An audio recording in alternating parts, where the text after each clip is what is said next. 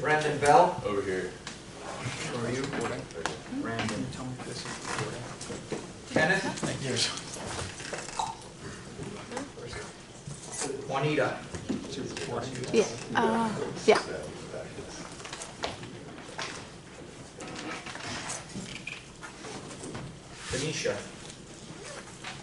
Kanisha. Orlando. James Carter. Marina. Alexander Cohen. Alex.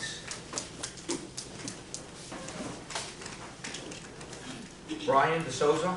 He's stuck in traffic, he'll be here. Bruce Fleming. Why would Bruce be in this class? Cynthia Garcia. Christina. Jeffrey. Here. You were going to take this last year. You remember that? Of course I remember that. Nathan.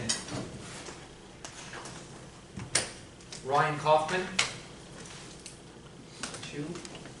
Aaron. Straight ahead. Yes. Adriana. Armando. Here.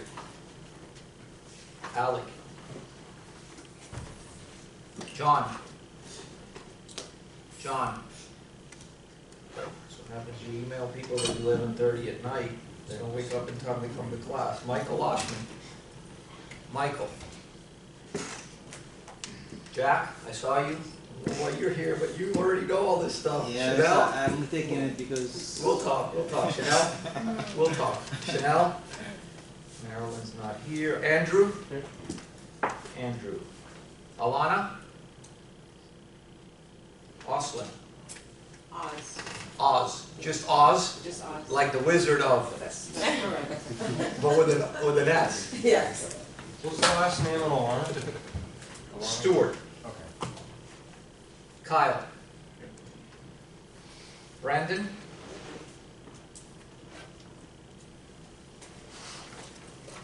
Okay, there's someone who I did not call who's here. Okay. All right. You're Brandon. You're Kenneth. You're Juanita.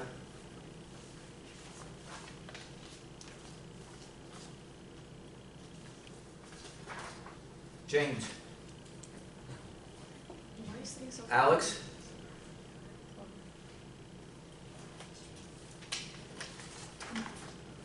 Cynthia. Jeffrey. Nathan. Ryan. Aaron.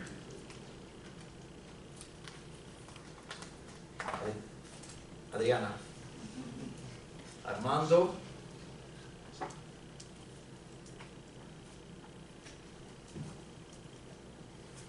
Alec.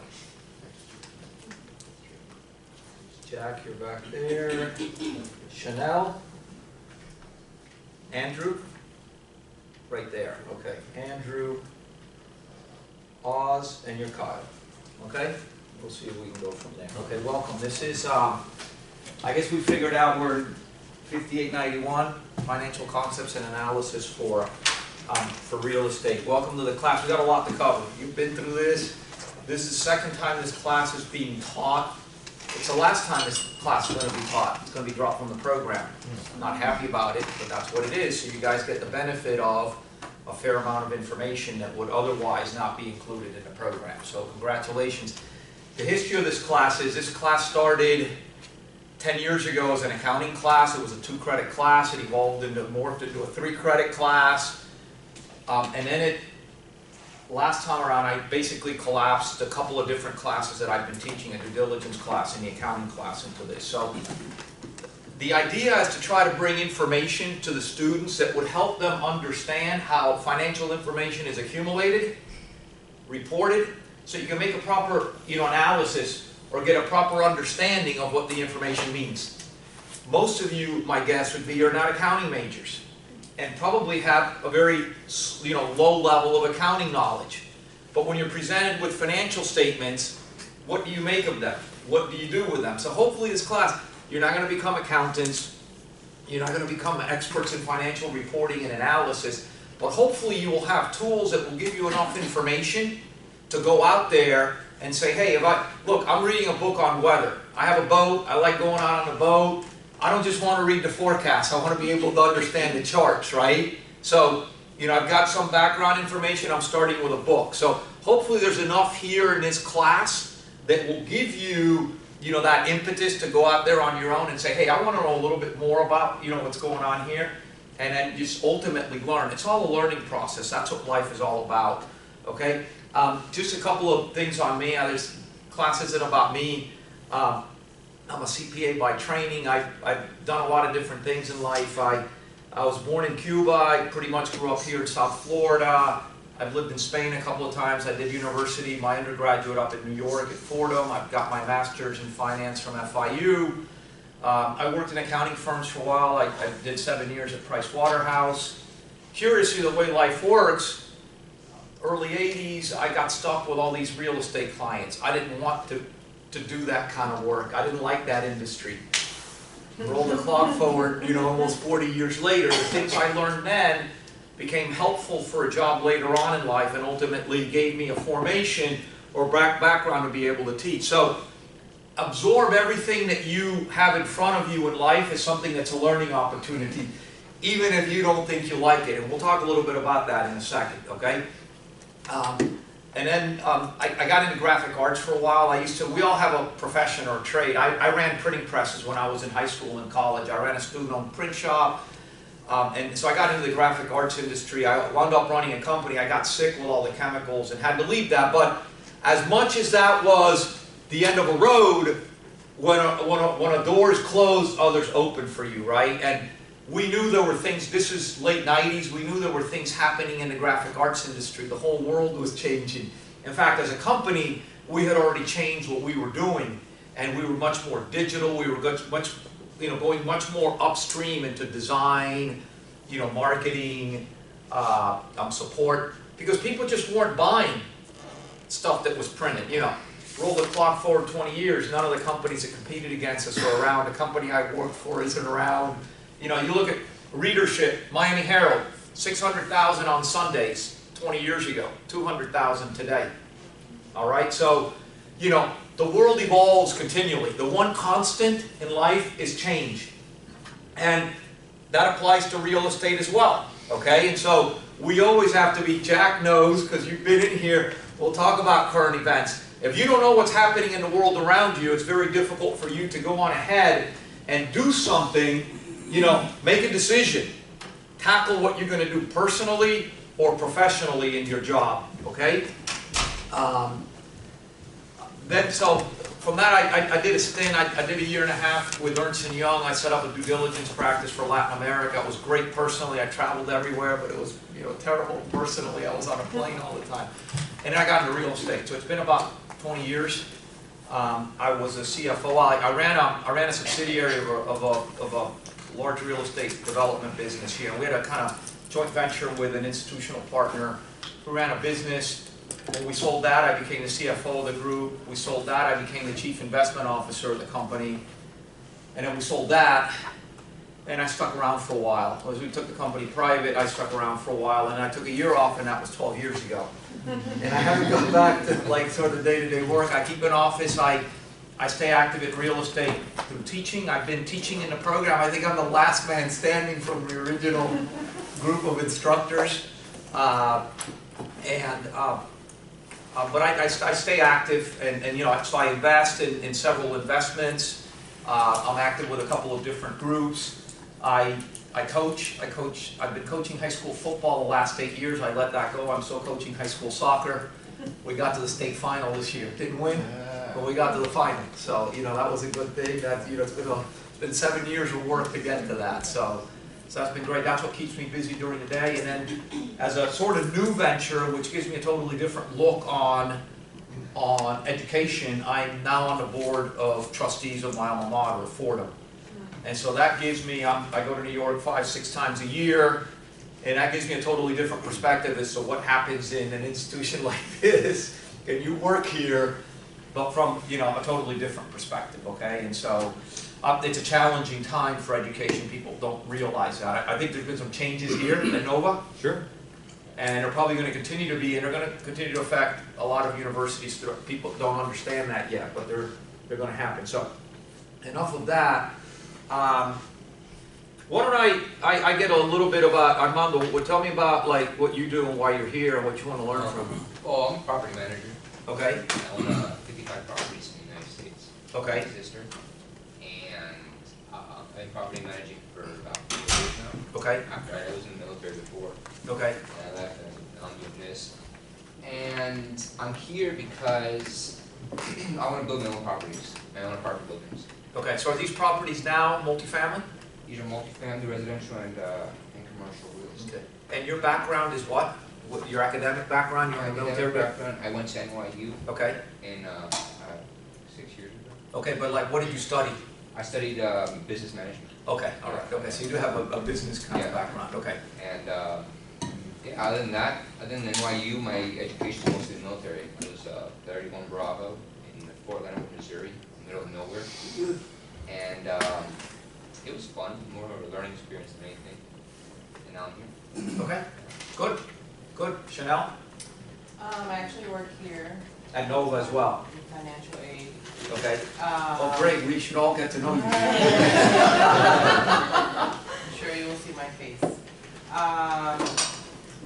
Started at FIU, transferred here actually to do my undergrad as an employee, great benefits. Did it in psychology, but took some elective real estate courses. Mhm. They're very interesting, so for grad I decided to. So you did the ones in the property management Yeah. undergraduate Yeah. program? Okay, so you're a recent grad? Because we haven't been doing that for too long. A year, 2 years ago. Right, okay, yeah, okay, all right, okay. Juanita? I'm an architect with Garcia Stromberg in Okay. West Palm Beach. So my background is architecture, Okay. design-based, so I'm really struggling with the finance. Okay, no, I get it. I mean, we've had, that's one of the things, we do have architects. We've had several architects over the years. And so my understanding, and I'll go a little bit, so, well, I don't want to jump ahead, but I understand that not everyone here either has a financial background or has an interest in being a financial officer in a company. And so we'll try to make it easy and try to make it helpful and worthwhile. Hopefully it'll complement the things that you do. Okay? Alec? I was born in Cuba. Okay. I grew up there, Okay? so I came later on, came when I was 17. I went into the Marines. It was something we haven't found. So there I studied civil engineering with structures. Okay? Went to work for biggest GC in town, Suffolk. Now I'm Okay. further work at Precision for construction. Okay, so you're working at Suffolk right now? Yeah. For about 6 years. Okay. Straight from college. Okay, great. I want to see how I could apply this to the clients that we have. Right. Yeah, I mean, listen, especially those of you that are in the industry, I think it's great complementary skills. You know, I mean, I've had people who come, the very first cohort we had a young lady who was in property management, and she's now the CFO of a big home builder. Then she had no, accounting or financial skills, but it sort of opened up paths and doors for her, and, so, Erin? I actually just got a new job at an engineering firm, Keith. Okay, so are you an engineer? I'm an urban planner. You're an urban planner, okay. So my background is in entitlements and Great, I mean, it sounds like we got some great complementary skills here. That's, that's fabulous, so, Oz? I've been in real estate for a very long time, Okay, and right now I'm a property manager for commercial, Okay. retail. and when we talk office commercial, space. what type? Retail and Retail, office, okay. Retail and office space. Basically, I travel back and forth to Pittsburgh, because that's where the properties are located. Okay, I have a degree in nursing and business. okay. But you're in property management, you're in the industry as well, and you're doing commercial, and that's up in Pittsburgh. Alex? So my family has been in real estate for a couple of generations. So, Does that include your generation, or? well, it's about to include my generation. Okay, all right. But so I wasn't sure when I was in undergrad what I exactly want to do, and I got a psych degree. And then when I came back, I didn't want to go back more years of psych, so my dad and my grandfather were trying to think of something for me to do, so I started this program. Just trying to just started at Ross Realty at the beginning of the year, so I'm just getting my Okay, and what are you seeing what doing they with want me to Ross? do. Well, right now I'm kind of helping out with the financial stuff and a little bit of the property management side. I'm not sure where exactly. It's kind of a small company. Like a lot of people do a lot of different things, so they're just trying to figure out like where to delegate work. And are you happy being here, or Oh yeah. not just because your dad and your But I'm grandfather also- put you here? No, I'm the truth Just want to make sure you got it. is, no, the truth is like I just didn't know a lot when I started, you know, like a couple months ago, and now I'm starting to really learn stuff, and I'm getting more interested in it, like more of like a drive for it, you know, Good, because it's a competitive field for sure. I like that. very, very much so. Adriana? Yeah, I'm kind of like Alex, I just started. Right So when you now say you I'm just in- started, like today's your first day of school? No, just started. Is it anybody's first day of school today? No, in a long People I don't time. know, anyone I don't know. Oh, man, all right, yeah, ooh. All right. Okay, all right. I just graduated from the University of Florida with my political science degree. I live in Miami and I'm in insurance right now. Okay, you're selling insurance. No, Oh. I work in renters insurance. You rent, sorry? Do renters insurance. Okay, all right, okay, fantastic, good. Brian? How you guys doing? Most of you guys know me, I work here at the school as the graduate assistant. You left the office open, by the way. Go Brian. I'm just letting you know. I have keys. Okay. Okay, I'm just letting you know. I just, I cause was running back and forth to see if I okay, no, I was trying to find which classroom I was in, you know, I just. Very interested in finance. I'd like to follow that financial path, maybe start a debt or equity fund one day, and kind of leverage all your guys' skills as well, so. Okay. Well, one of the things that's interesting, and I mean, there's some courses that you'll do that are online. I've played around with, you know, sort of doing hybrid online and recording stuff. And the one thing you miss with doing an online program is the interaction with other students. And I can tell you, the biggest value that you're going to get is, and I'll call it network, not from a marketing perspective. Oh, I want to hit that guy up for a job, you know. But it's the bonds that, you know, the friendships that you develop. We've got several alumni that are working together. And more than working together, it's people that are in touch with one another. And so, you know, that's really critical that you say, look, I'm going to start something, and I'm going to... Kyle? Yeah, I did undergrad at Bentley University, just outside of Boston. Yep.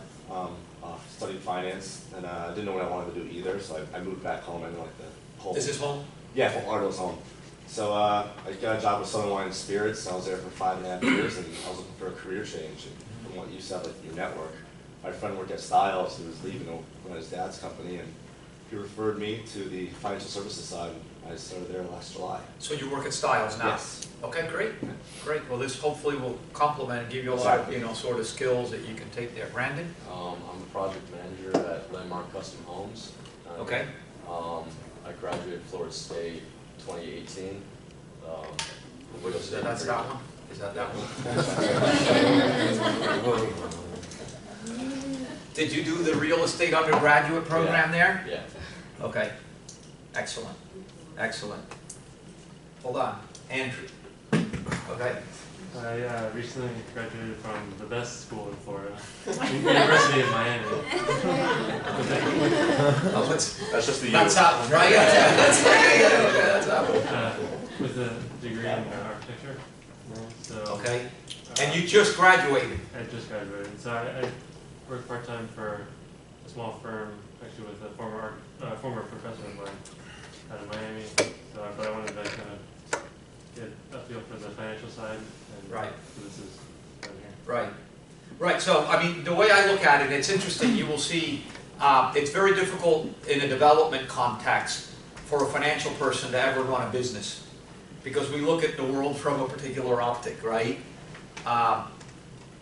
You know, that said, I think it's very difficult with somebody with the sort of soft skills of architecture or engineering, or even some of the more nuts and bolts of construction management type skills to run a business without having some of the other skill sets. So, and just being an architect, understanding what your clients want or what they're looking to do makes a huge difference, you know? So, great.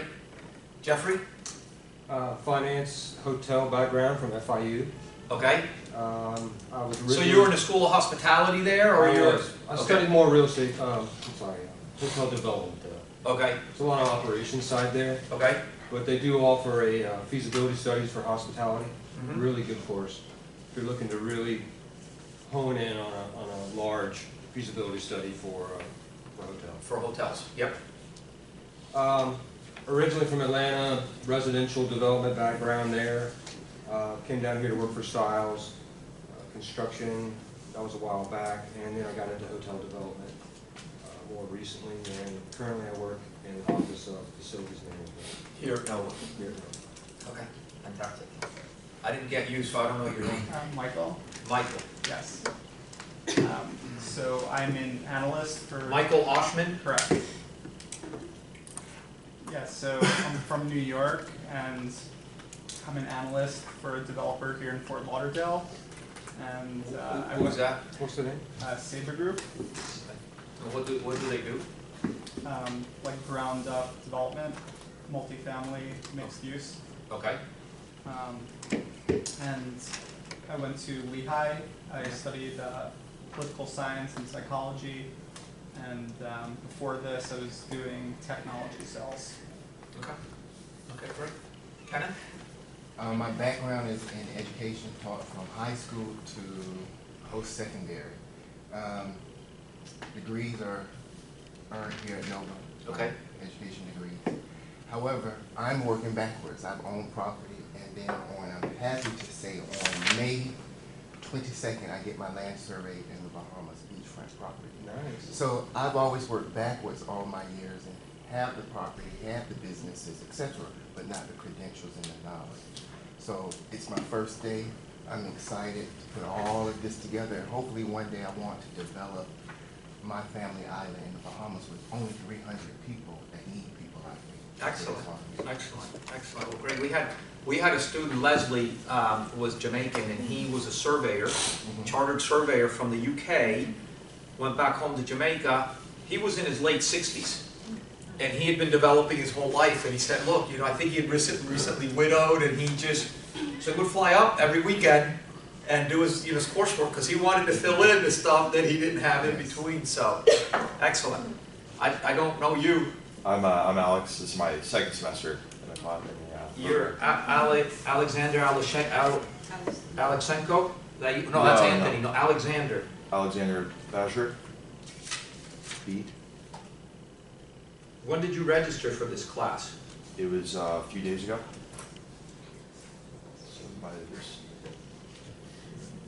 Okay. What was the last name again? Basher, B-O-E-T-T-C-H-E-R. Okay. You're welcome to stay. Yeah. So there's a real estate class, right? Yeah. Okay. No. Just want to make sure. It might not have registered. No. Listen. I recommend you're not on the roster as of 6 o'clock this morning. Okay. So I'll check with the advisor then, or. Yeah, I don't know, like whatever, Okay. Go pay, dude. I mean, pay and then be legit. Okay. Yeah. All right. She can help you from the one stop. Well, she could pay. Check your sharp line. I'll check with you. Yeah. Okay. So Alexander. Yeah, Alex. I'll go by Alex. I graduated from Emory in 2013 in Atlanta.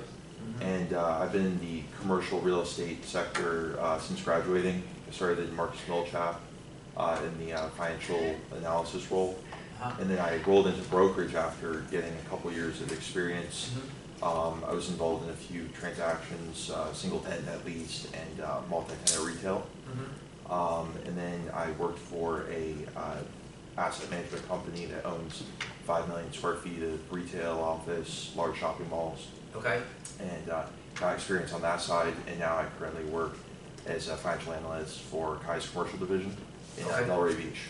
Okay, great. Yeah. Great. I didn't get you either. Orlando. Okay. Orlando, tell us about yourself. I have a degree in accounting. Okay. University of Miami. Okay. I don't have a lot of hands-on on the field. Okay. Prior to that, I was working. You don't have a lot of hands-on in accounting or in real estate? Well, actually both. Okay, all right, so what do you do? So I'm a junior accountant now, right? I'm trying to learn a little more aspects of the real estate side of accounting. Okay. I saw the description for this class as that, so that's why I'm here. Okay, all right, fantastic. All right, James, right? Yes. Okay. My background is pretty much military. Okay. Got in the military, I enrolled here in the Nova's MBA program. Okay. So when I graduated that, I saw the real estate program, and I think there's a lot of real estate growing up. Because I grew up here, and being out of the military, come back, and like the landscape has changed real estate wise. So I figured this is probably the So you're in the program, or you're just doing a couple of classes? No, I'm in the program. Okay, all right, okay. So you did the MBA, and now you're doing the MSRED? Yes. Okay, all right. And so enrolled in here. Okay, fantastic, thank you. I'm John, and John? O'Hara. Okay. And I'm You found the class? I did. I did not have the class, Took a so while. you got it, okay. I'm a practicing attorney in Boca Raton. Okay. And it's actually my 4th graduate degree at this school, so if you can't make up my mind what I want to do when I grow up, I guess. But I was in real estate. Are you practicing law? I am, yes. And what sort of work do you do? It was actually real estate litigation. Okay. It was primarily, I did about 10 years foreclosure defense, and then I do landlord-tenant, but that area of law is kind of like winding down, so I'm looking to transition. Until the next downturn? Yeah. Exactly. Okay. Should be. Which should be soon, but that's okay, yeah. It's all cycles. Wait for that to pick up and I'll jump back in that. Okay. So I was thinking more maybe something land use law or something along those areas, kind of expand. So your JD's from here? From Nova? Yes. Okay. From Chevrolet. Okay, fantastic. Jack? My name is Jack Pierre Luis. I have about 3 classes to finish this program.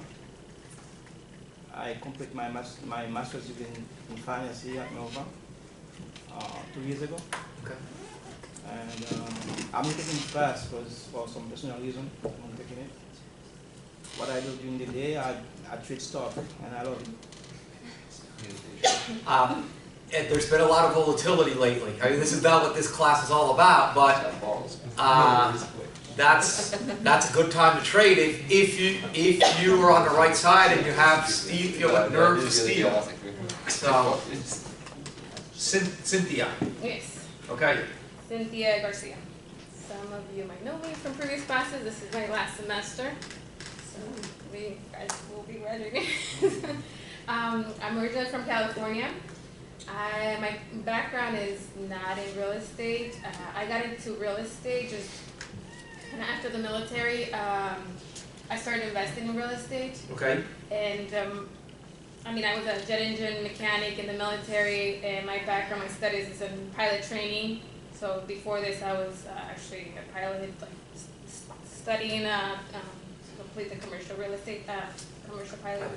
Yeah, I completed my private, and then I decided to get further into real estate because I've been doing it kind of like the backwards deal. I've been investing. I wanted to learn more different sides of it. So are you working in the industry now or no? No, I will be starting actually working with Danilo. You might remember him. No, I talked to Danilo a lot. Oh yes, imagine. I stay in touch with a lot of my former students. So okay, so you're going to work with him. Great. Yes. Good for you. Excellent. I think you'll enjoy. He's a very dynamic guy. Excellent. Nathan? I'm Nathan Johnson, retired U.S. Marine. Have a bachelor's degree from University of Maryland University College. I have a master's from Nova in organizational leadership. Okay. And I work for the U.S. State Department. I'm a general services officer for the State Department. Okay. All right. Excellent. And I didn't catch you? Oh, yes.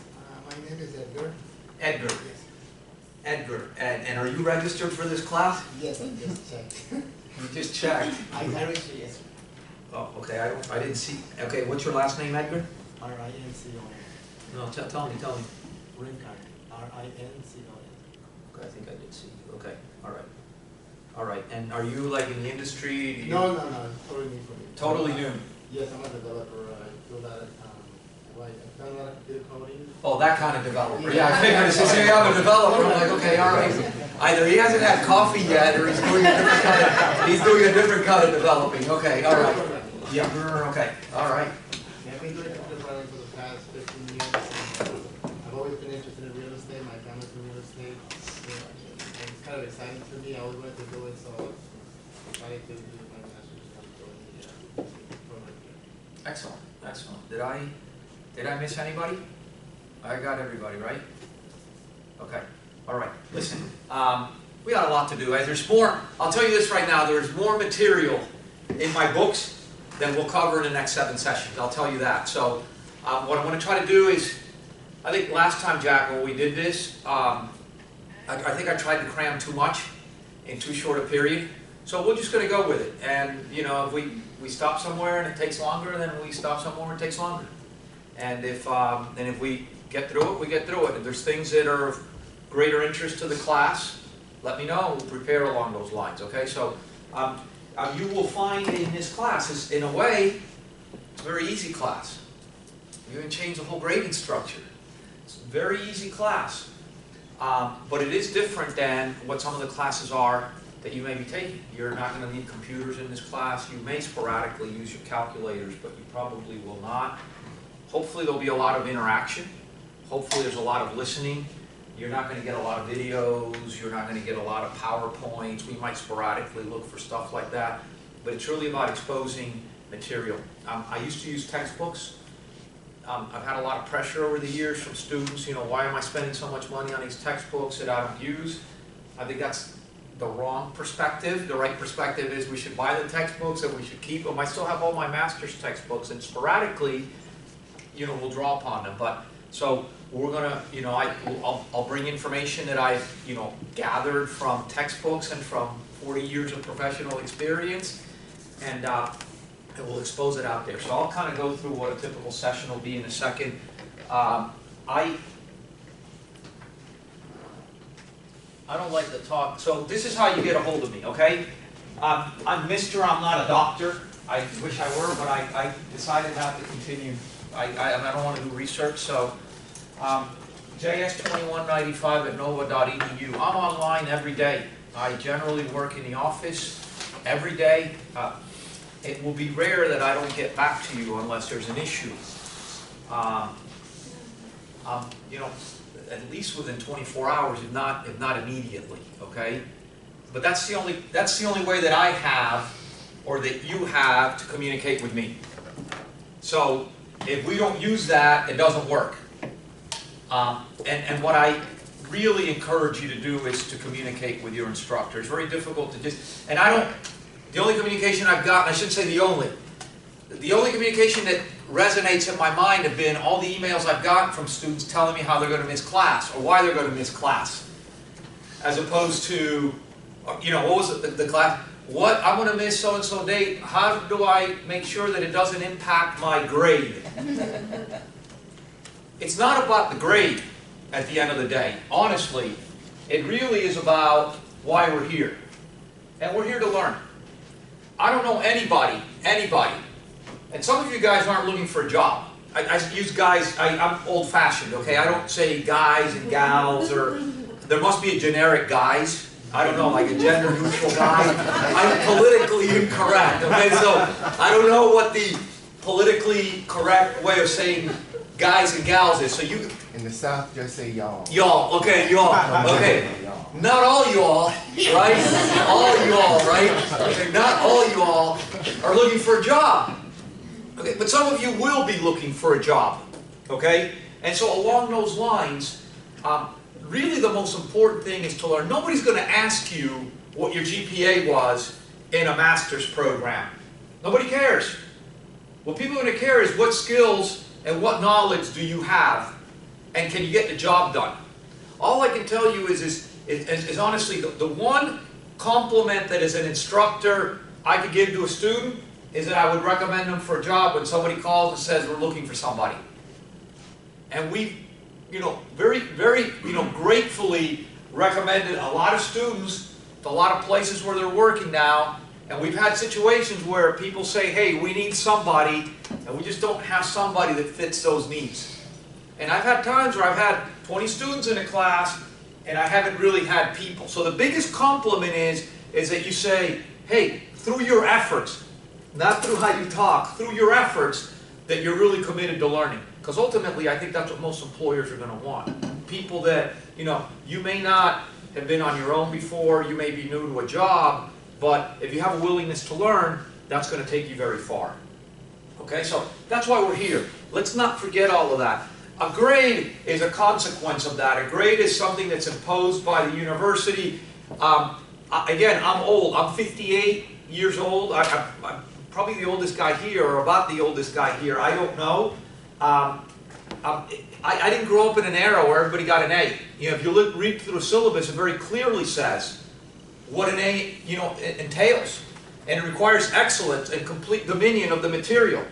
I understand with some of the backgrounds that we have here, it's going to be very difficult for some of you all to, all you all, right, to achieve that kind of knowledge, okay? But you're here to learn, okay? And if you learn, then you achieve the objectives of the course, all right? Learning is not easy. Learning is an iterative process. It requires effort. It requires hard work. It requires failure. And it's not easy. Okay? One of my sisters is in town visiting. She calls me yesterday and she says, "What are you doing?" I said, "I'm preparing for my class." I said, "I'm really struggling because as an instructor, I've had on my to-do list since January to prepare this class. Now, I've got it prepared, but in my wishful dreams, I would have every lecture mapped out 6 months in advance. That's obsessive compulsive behavior. In practice, I'll do it tomorrow. I'll do it tomorrow. I'll do it tomorrow. And then eventually, about 3-4 weeks ago, I said, "You know what? That's not the way it works. The way it works is like when it's game time, then you prepare." Okay? And ultimately, as an instructor, I think if I get the base done, which is what I had, and if I can every week prepare the material, then I think that's what works for me. It makes me more fresh, and it helps me bring fresher material. But what I can tell you is when I sit down to do it, it's not easy. So as an instructor who understands the subject matter, it's not easy. I can understand that as a student, it may not be easy sometimes to sit down and prepare to do things. But, it's an effort. I'm going to jump through. Jack's had my class before. He knows I always bring a lot of just jump to the class every day. I think it's relevant. I found something. This has nothing to do with finance or academics. In fact, this comes from I go to this prayer site every morning when I wake up. And forgive me if it sounds a little bit too spiritual, but there's a message here, okay? And I think it's important, okay?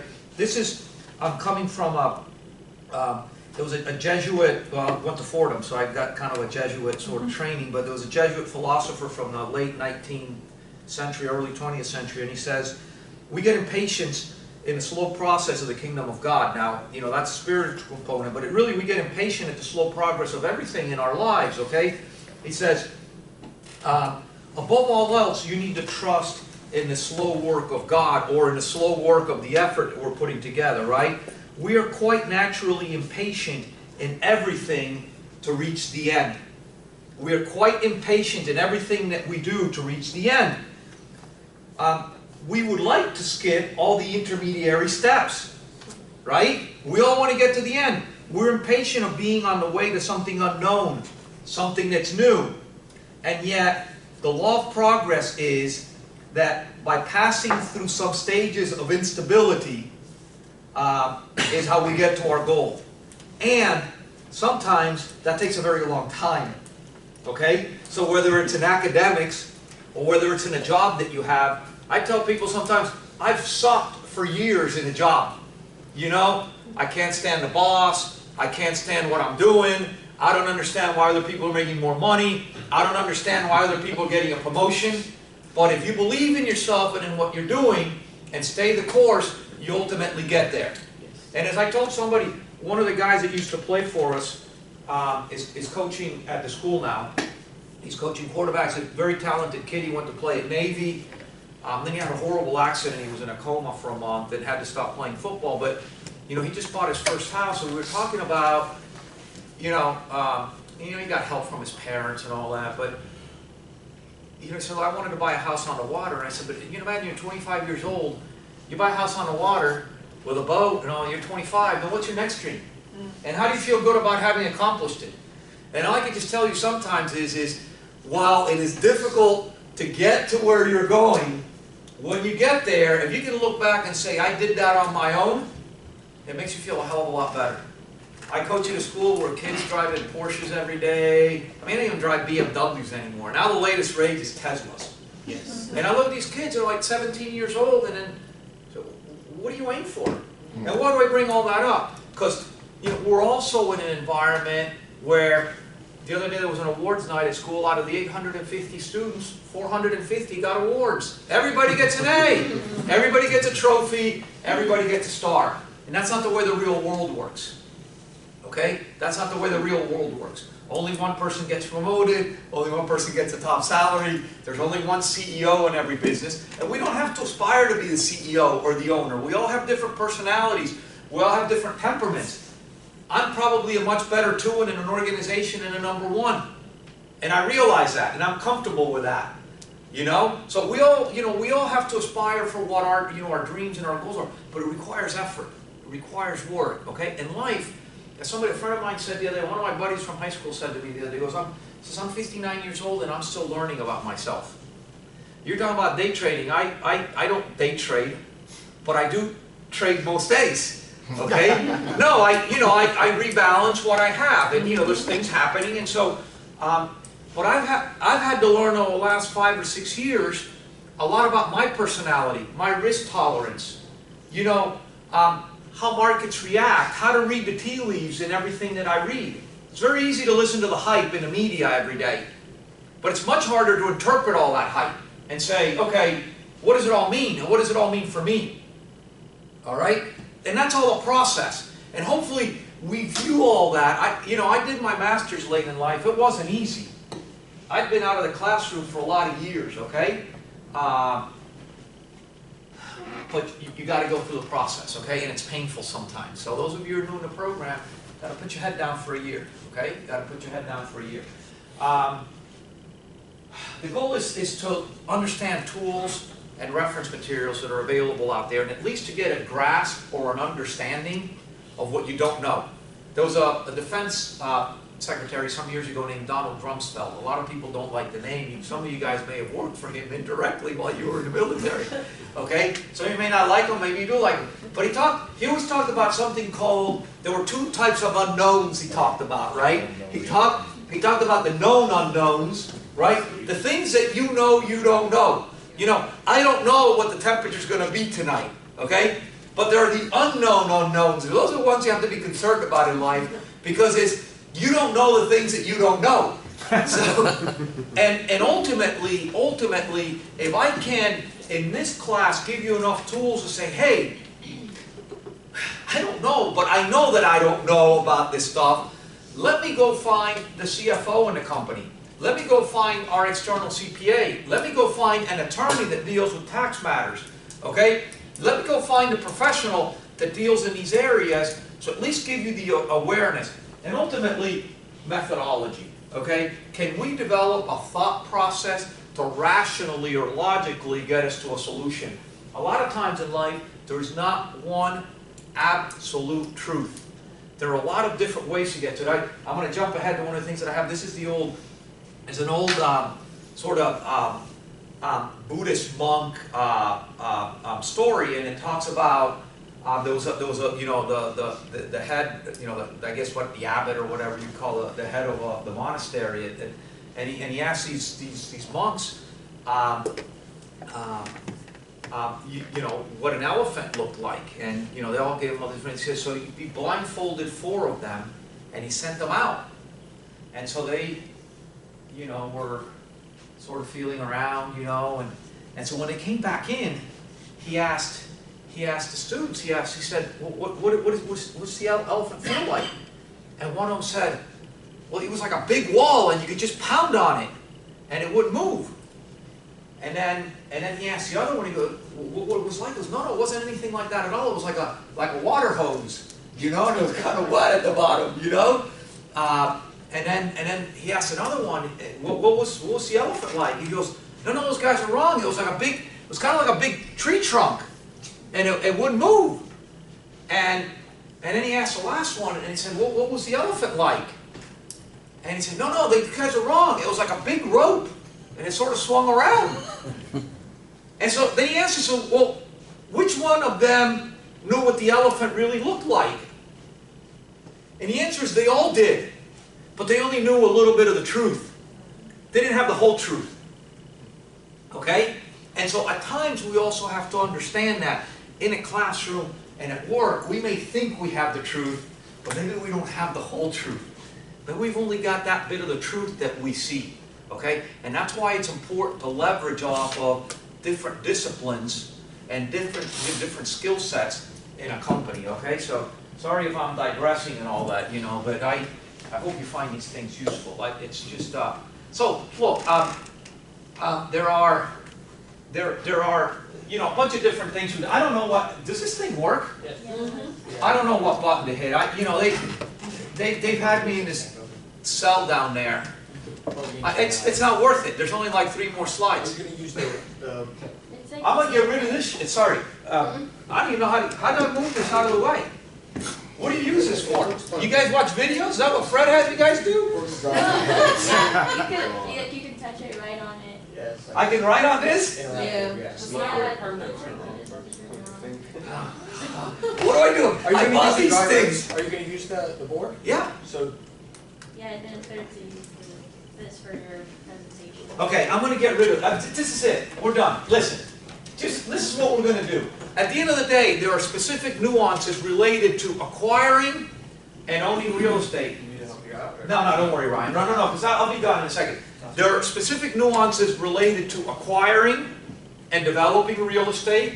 There are specific nuances related to owning and operating real estate. And there are specific nuances related to selling real estate. And then there's some other issues related to leasing real estate that impact the way we report for those transactions. So, you don't need to know how to report for those transactions as an accountant, but when you look at financial reports or information, or when you make transactions, you need to understand what the implications of your decisions are and of your structuring, okay?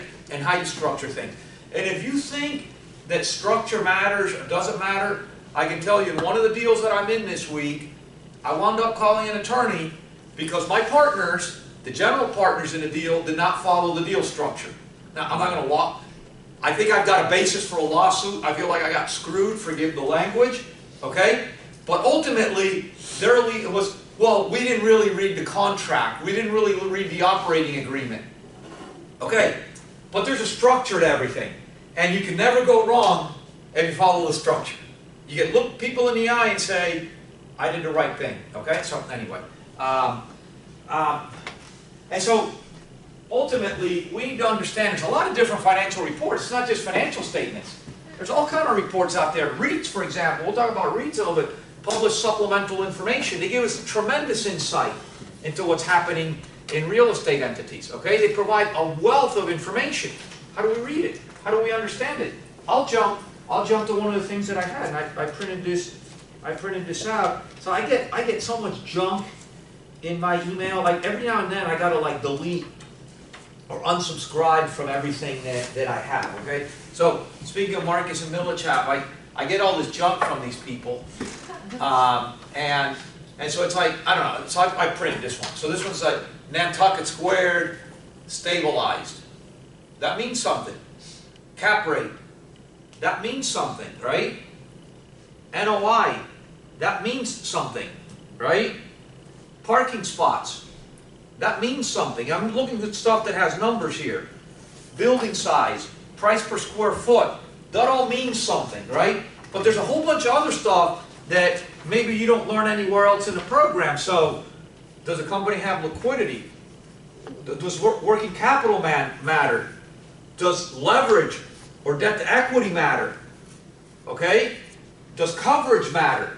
Okay? And all those things, how do I calculate all that stuff? And what's good or what's bad?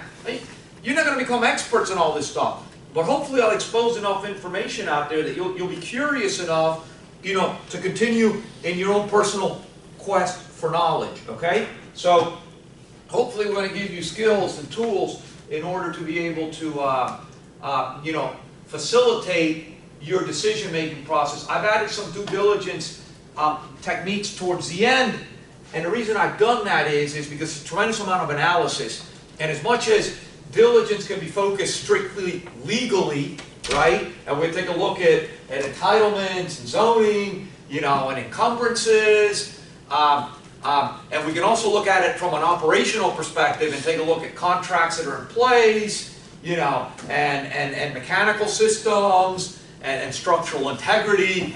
There is also a huge financial component associated with understanding when you buy something, and also when you sell something, what might the implications be of the particular situation that you're in on the sales and the sales price, right? We'll go over the syllabus very quickly now. This course will evolve, okay? I said it's the last time it's gonna, you know, but you know, we'll try to follow the syllabus as close as we can. It really shouldn't change, okay? I already said we're gonna get rid. So a couple things you need to have in order to succeed in this class and to succeed in the program. Some of you already bought it. The little diligence book, you won't have to read it for a few days. It's on Amazon. Some of you are concerned it's not in the bookstore. The bookstore here is a hassle and it's expensive. So this is something that you could pick up relatively inexpensively. The Wall Street Journal. If you don't already read the journal, you should read the journal.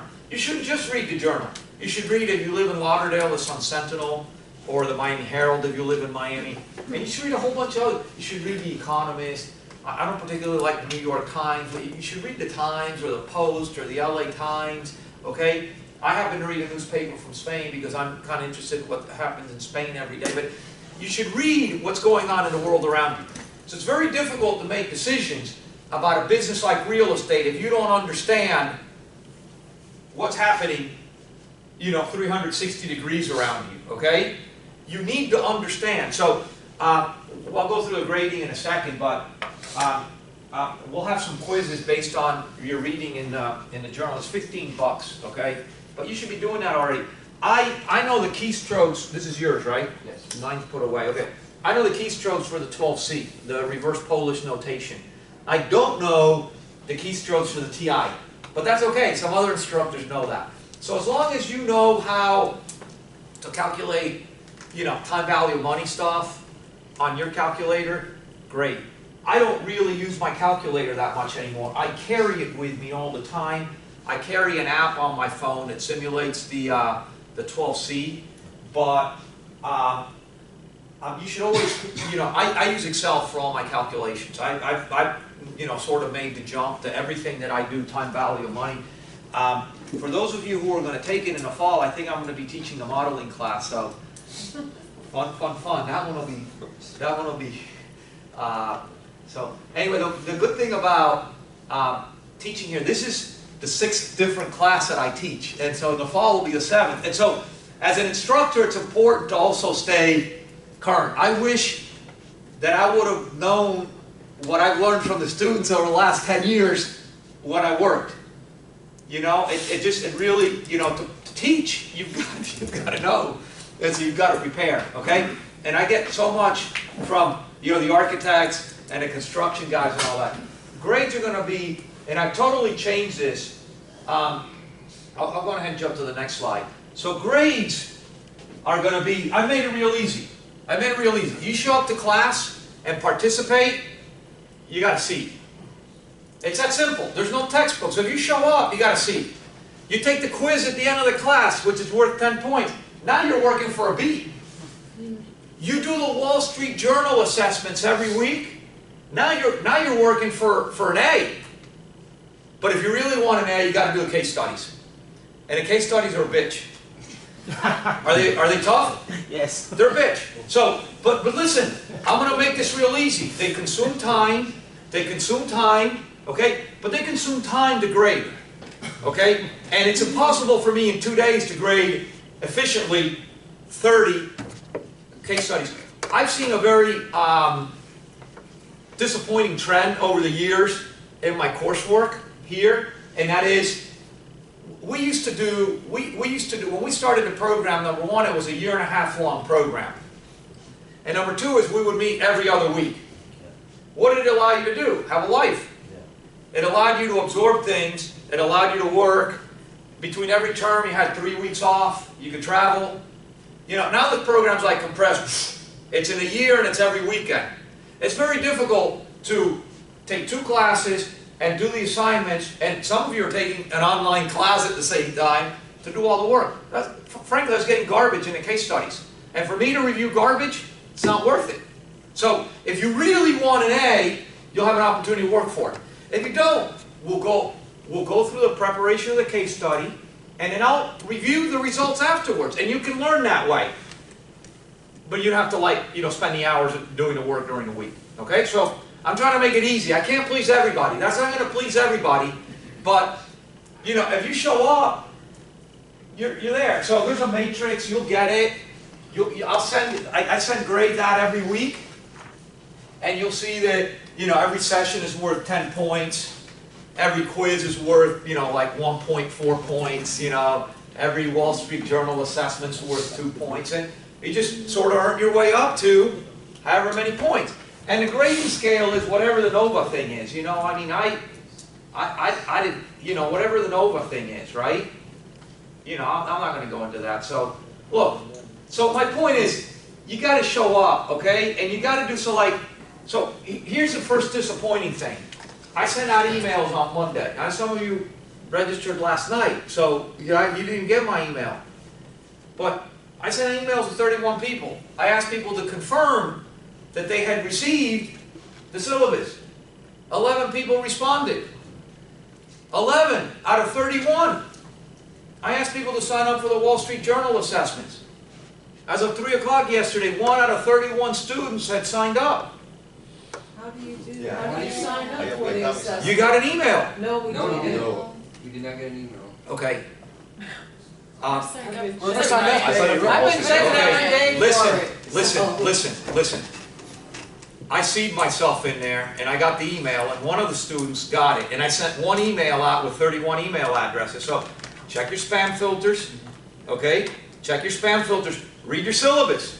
Read the note that I sent that said you'll be receiving something. Yeah. Professor, I didn't get it. So I mean, we could be passive passengers in life, or we could take active control of our lives. Okay? When I did my master's, I was a pain in the ass to my teachers. I was a pain in the ass. You got to get out of your undergraduate grid. You're here to learn. Okay? You're going to demand from me. You're going to make me be a better instructor by saying, Professor, I didn't get what you asked for. Where is it? Thank you. You send a lot of emails. And maybe it's a thing of being more mature. Let's not say old, more mature. Okay? He's paying good money. You're all paying good money. Right? If you're paying good money, you want to learn, right? Hold me accountable. So, I will resend the link if that makes it better. Okay? But I would probably imagine, probably most of you haven't signed up to get the Wall Street Journal, but maybe you're already getting it for other classes. I know we've had other instructors in the program, right, that you know, will require it or have required it in the past, okay? Guys, I need electronics off. I cannot work. This has been the most disturbing, and I can't have them open. It is the most disturbing thing that I can have, and it's been the most disturbing trend in the 10 years I've been working here at this program. I cannot talk to the top of a head. I cannot talk to somebody who's not listening to me, because I can tell you, and I'll tell you what I was going to do. I was going to have Dr. Forgy call me like around 9 o'clock, so that I could say, oh, hold on a second, guys, hold on. Hey, what's up, dude? Hold on, I'm in class. Look, I'll text you now. So you wouldn't want that from me, right? I mean, I have this problem. Listen, and you guys aren't that bad. Wait to see what's coming out of high school. I mean, these kids can't live, right? You're 23, 24, and you're probably thinking they're bad, right? I think you guys are pretty bad already myself, you know? But it's like, what was the story I heard? So this guy dies, and, no, it wasn't that. God's walking around in heaven, and he asks St. Peter, like, what's up? How's business? He's like, no, we keep getting people. He says, but you know, we got some people that are like very, very unhappy. He says, what do you mean? He says, I don't know, they just keep walking around like this, and they don't have anything in their hand, and they keep looking. So, guys, we can't learn if we are trying to do 2 or 3 things at once. kind of interesting, and as I'm telling you, I'm going back to, you know, some of the issues that I now have the perspective, being on the board of trustees, seeing academic from the other perspective, and what trends are people seeing, okay? Curiously, Purdue University has cut off Wi-Fi to their classrooms. Oh my God! Oh my God! So people can't be streaming their Netflix and doing all their chats. When I did my master's, there was a guy that had like 5 different chat rooms open at once. He was from Iceland, and so he had all these people in Europe, and he's just, the whole class, he's just chatting. Well, dude, seriously, what are you doing here? You know? So, it's a pain in the ass to get, forgive my vulgarity, I coach football and stuff. You get up early in the morning, you pay good money, you come sit down, and listen, I'll tell, this is my advice to you. And this is a personal situation, because I might have to grab my phone. My dad is ill, so I may get a call. We all have families, we all have stuff going on. You need to take care, stand up, we're adults, stand up, you don't have to ask for permission. Stand up, go outside, take care of your business. Come back in. It's like, Professor, did I miss something important? Seen you at the break, do you think I missed something? Okay? If I think you missed something that was important, I'll try to make it a point to remind you know, when you come in. But we're all adults, okay? But what I can't have is the constant, in the last class that we had last year, this one pissed me off. The whole class, everybody was on their freaking phone, was on their phone, all right? Then afterwards, I made an issue. I said, I'm going to stop teaching. And they said, well, Brazil was playing whatever in the World Cup. I'm like, damn it. I mean, I could have put my iPad here too and watched it, you know? Or, you know, we would have had one on and we could have like kept the score going or whatever. But not everybody watching the game. So, sorry, that's my big rant. I apologize for that, okay? But I need your help with that, okay? I need your help. Look, there is no such thing as a dumb question. If something doesn't make sense, I've learned something about myself. When you're up here talking, sometimes things come out backwards. You're talking so fast that you say, oh, wait a minute, did I say it that way? You know, or I might just mispronounce something, or, you know. So if what I said doesn't make sense, stop me or challenge me. You challenge me. If you don't agree, you know, still a king here. No, I'm just kidding. No. I'll remember that when I grade your king. No, listen, if something doesn't make sense, if you think that you've got some insight that's going to help the other students, bring it up. Remember what I said, we don't all have the absolute truth, okay? This may be my elephant, okay? But the elephant may be that too. Okay, and there's plenty of other competencies here that I don't know about, okay, and that other people can definitely learn from, please. And so, you know, towards that end, if we don't agree with each other, it's okay to disagree as long as we disagree. Respectfully. Yes, respectfully or in an agreeable fashion, okay? So, look, I said the case studies, you got to turn them in by Thursday. I'll put the pressure on you. We'll have them for next week. It'll be really easy. If you want to try that one, great. Okay? But they'll progressively require more time and effort. So if you want to learn more, and as a consequence, get a better grade, you can do them. If you just want to pass to just sort of pick up the knowledge, then that's okay too. Okay? That's okay too. The quizzes? Sorry, excuse me. It was Thursday by 3 p.m.? Thursday by 3 p.m., yes. Okay. So the quizzes, we're going to do quizzes after class. At the end of class, get a sheet of paper, and we'll do like a quiz with like 5 to 10 questions. And it's all stuff that we will have talked about or that we will have read before coming to class. Okay? Now I always tell a story. When I actually was finishing my master's when I started teaching here. So one of my classmates came, guy's not an accountant, you know, he had like an economics degree or something, he works at a bank, and this was an accounting class. He came in to sit in one of my classes, and it was like, you would have killed yourself. There was one term where I did classes, they were 8 hours long. So we'd start at 8, yeah, I know, it was like, imagine standing up here talking for 8 hours. Oh, I guess sitting there is even worse. Okay, but, and this guy came in, we did the quiz. He's the only guy that got all of them right. He didn't know the subject matter. He hadn't been coming. He hadn't prepared. Well, why did he get them all right? Because he listened. Because he listened. I always tell another story along those lines. Years ago, a friend of mine asked me to go teach a Sunday school class. So there were like a bunch of girls in the class. There were 2 boys, and both boys happened to play football for me. So I was running a youth football program in Key Biscayne where I lived at the time.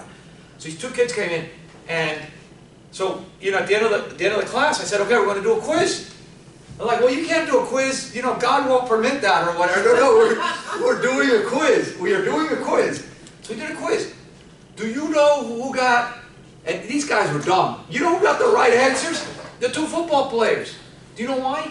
Because at the time, things have changed. At the time, we were teaching the kids to listen. And they were accustomed, with all their ADD and all their dysfunction, they would listen to the voice of their coach. Because we had said to them, "Look, we're not calling your parents. We're not sending your parents texts or emails. We're telling you when practice is. And we're telling you when the games are. We're telling you when the bus leaves. And you guys got to be responsible." These kids were 8, 9 years old. We were teaching them to listen, okay? And so I'll jump. So this is from the Wall Street Journal, okay? Imagine that, okay? The power of handwriting. So this is from a Princeton University study. And it's interesting, it says that a person can only handwrite 22 words a minute. Well, a typical college student at Princeton can only handwrite 22 words a minute. Well, that same student has a capacity to type 33 words a minute. However, the one who handwrites the 22 words has significantly better grades. Because they're listening and writing in their own form. And when they're reviewing their notes, they are remembering what it was that they wrote. And I just think is the guy types, who's ever had to go to court or do a deposition? So there's the lady there. Lady, it could be a guy. They type everything. Do you think they're listening to what you say? They're just so it's just mush going through, okay? As opposed to listening. I should probably say something wrong to see if you guys are listening, right? But so listening and then transcribing is a tried and true way of learning. Okay, we don't teach that anymore. At the high school where I coach, it's all iPads and it's all fluffy and all that. And I've seen an incredible degradation in the quality of the students over time. So anyway, so we'll do the quizzes right after class. Listen, the only thing I ask you if you're gonna take the case studies is do your own work. Do your own work. And it's always disappointing. I've had a handful of very, I take it as a personal affront when somebody cheats and tries to copy somebody else. It's like, I even had, about a year and a half ago, I had a student submit a spreadsheet that somebody had done the year before. And it was so bad. It was so bad that I remembered the junk that this guy had done. And so it was very disappointing, okay? So I've had several of these. If you're going to do the work, make the effort. Make the effort. Don't copy. They'll spank you, they'll call your parents, they'll put you on probation. I don't know what all the NOVA things are, but let's, yeah, so the quizzes are easy because the quizzes are here, you can prepare, you can work together and all, but if you're going to do work, do your own work, okay? Do your own work, okay? If you've got any questions, shoot me an email. You've got an answer for me, okay? So, I think that's it. Any questions? I'm here to help you learn. Yes, Alex? Are the quizzes, are we allowed to use our notes in the quizzes? No. No, that's no dumb question. No, there's no doubt. There is no.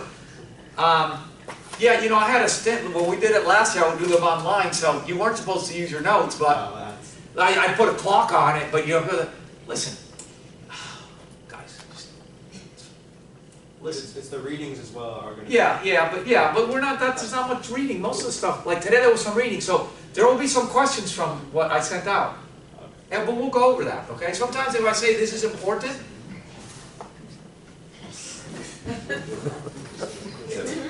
It's a hint, right? Okay? It's a hint, okay? And then the only other thing I would say on sort of background there before we start on anything else is, I used to do office hours. We now have offices, like legitimate offices, so, and I have a key. So, if you think it becomes helpful to do that, I'll make an effort to come up one day a week, during the week, to do that. I've gone through, you know, Skype and Google Hangout, and I started using GoToMeeting, which the university makes available to us. So we could always do it virtually. You know, the problem's been is I've set up office hours virtually, and then people don't show up. And for me to drive up here an hour, so if you really think that you know, we can set something up. But I think in this particular class, we could probably deal with email if we need to, okay? And if there's ever a need to get together or something during the week, then we can do that, okay? I have a question. Yes. In regards to the Wall Street Journal. Yes. We're reading the whole thing, or because I read the business and finance section. Yeah. So I mean my advice on that is, so I don't make up the quizzes. This is actually a service that they provide. I could sit down and make the quizzes, but every week they put a quiz together, and they do pull from the entire paper. I don't read every article. In fact, I'm trying to get out of the house by 6, so I'm kind of depending on how late I got up, I'm like kind of skimming through the stuff. But what I find is if you're up to date every day, you don't need to read every article completely. Yeah, because a story has a life. Yeah. And then the other thing that I find is, what I find more is, lately is I've got the Wall Street, because I don't even get the paper anymore. I read it on the tablet, but I've got the Wall Street Journal. It's one of the tabs I've got open on my computer during the day while I'm working. So 3, 4, 5, 6 times a day, I'll go to the Wall Street Journal page to see what's up. And what I find, this morning when I went through it is, I didn't read a lot of the articles because I'd already read them yesterday, because they're continually posting the articles as the day goes on. Okay, so so again, look, my advice is, at the end of the day, is you're going to read the stuff that's of more interest to you. And so I wouldn't read Life and Arts or whatever, or Mansion, or reading about other people's big houses. I don't care. Now, if that's what you care about, then you're going ahead and read it. But I read the obituaries. It's a crazy. No, I mean, the sad thing is, you need to start, now you start knowing who people are. You start getting to that point. No, but personally, I find reading the obituaries interesting because it gives you a history of people and what they did and what they accomplished. And a lot of times you can read the obstacles that they had to overcome. So I kind of, I enjoy reading that. But read the things that are relevant. I would read in the context of this class things that are more finance, or accounting. So for instance, I'll give you an example. Uber went public this week. That's a story that's had a lot of, I'm sure that there will be a question related to the Uber IPO and the financial reporting, or their balance sheet, or whether they've made money or not. It'll be there. Who's involved? It was. Did you get in on that, Jack? Yeah. Oh, you did. Listen, my experience is, if you can get in on an IPO, that's a bad sign. Yeah. That's a bad sign. If you can get an allocation, that means there's not enough interest. Because we're peons, so but at our level, I don't know, maybe you got a huge portfolio, but if at our level, we could get in on an IPO, the only times I've gotten in, it's always been bad news, so I don't get in on those anymore. So, I always bring some, by the way, we're meeting, because it was a doubt, we are meeting from 8 to 12:30. We'll have a break, probably around 10, about halfway through, 10, 10:15, something like that. If you need to stand up and go out, go. There's no,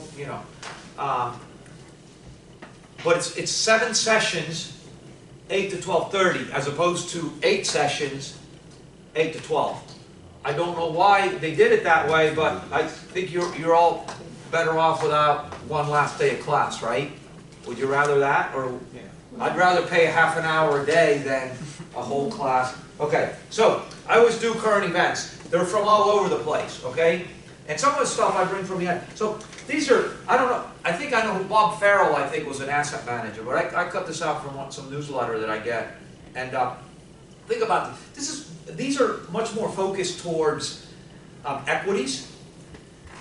But I think you can think in the real estate market the same way, okay? And so this is this guy's personal rules. I won't read all of them, but there are like 10 rules. And so the first one he says is markets tend to return to the mean over time. It's something called mean reversion, okay? So what does that mean? It means if returns are out of line, so here's a story. If you're going to travel, so we're not going to do, I love the capital markets class I used to teach, but if you're going to go to London, if you got a trip to London tomorrow, what are you going to do today? Well, hopefully you booked the flight before today, but you're going to pack, right? What are you going to pack? The weather. Whatever. How do you find out what the weather is? So yeah, you can look at the forecast, but you could also look at historical. Maybe a better example is I sail. So if I'm going to the Virgin Islands in mid-April, I'm going to look at the last 7 years' April's wind patterns to get an idea of the direction of the wind and the average velocity of the wind and the rainfall and stuff like that. So, you know, the statisticians in the world that have us believe everything is a normal distribution, right? And things sort of gravitate. There are central tendencies. But I think we find with markets that's the truth, and that's the same thing with real estate. So if all of a sudden in 2008 real estate prices dropped 40%, there is likely going to be some sort of movement over time back to a central tendency. And just like in 2005 or 6, if you see real estate markets, you know, prices are going up 30 or 40% every year, that at some point, you know, that's gonna, it's kind of like, you know, sort of gravity, right? You know, things go up, you know, they got to come down at some point, you know. And towards that line, this guy says excesses in one direction will typically have an opposite excess in the other direction. So you'll see that with corrections. With real estate, you know, we saw like drops of like 40%. So they really overshot well beyond what underlying true valuations would have implied. So being an astute investor and having had the intestinal fortitude to have invested in commercial real estate in 2009, 2010 would be yielding some very nice returns now. Okay, so I mean, I got in on a couple of funds that are of that sort of vintage, and they're all winding down now, and they've done very well. Putting money to work today with values much higher are not likely in a short term to yield very high returns.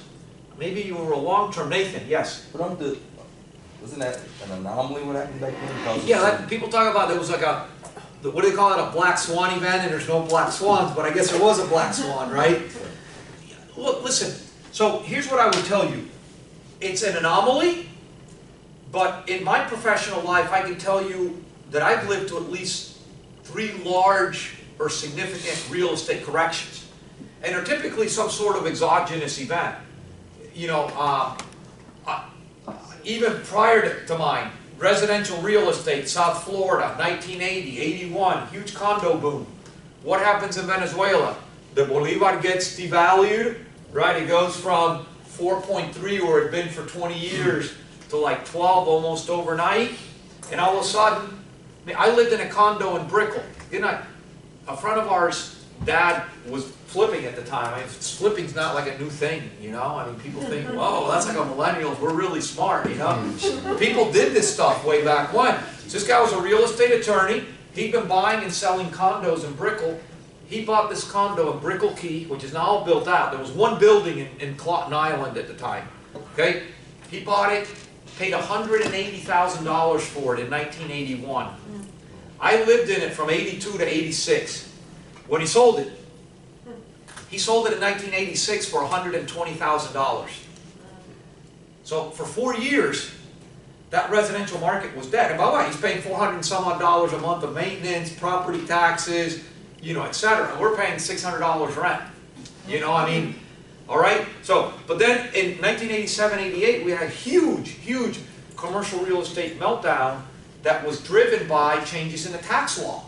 So there was some very liberal tax deductions that were allowed for real estate developers. So, you could take what was called investment tax credit on a bunch of stuff. There was a huge industry associated or surrounded, with that. So if you build a building, say you build an office building, you'd hire a consulting, like this real estate? Sorry, yes, I just didn't know if somebody was sitting here. Okay, you are? Christina Gibbons.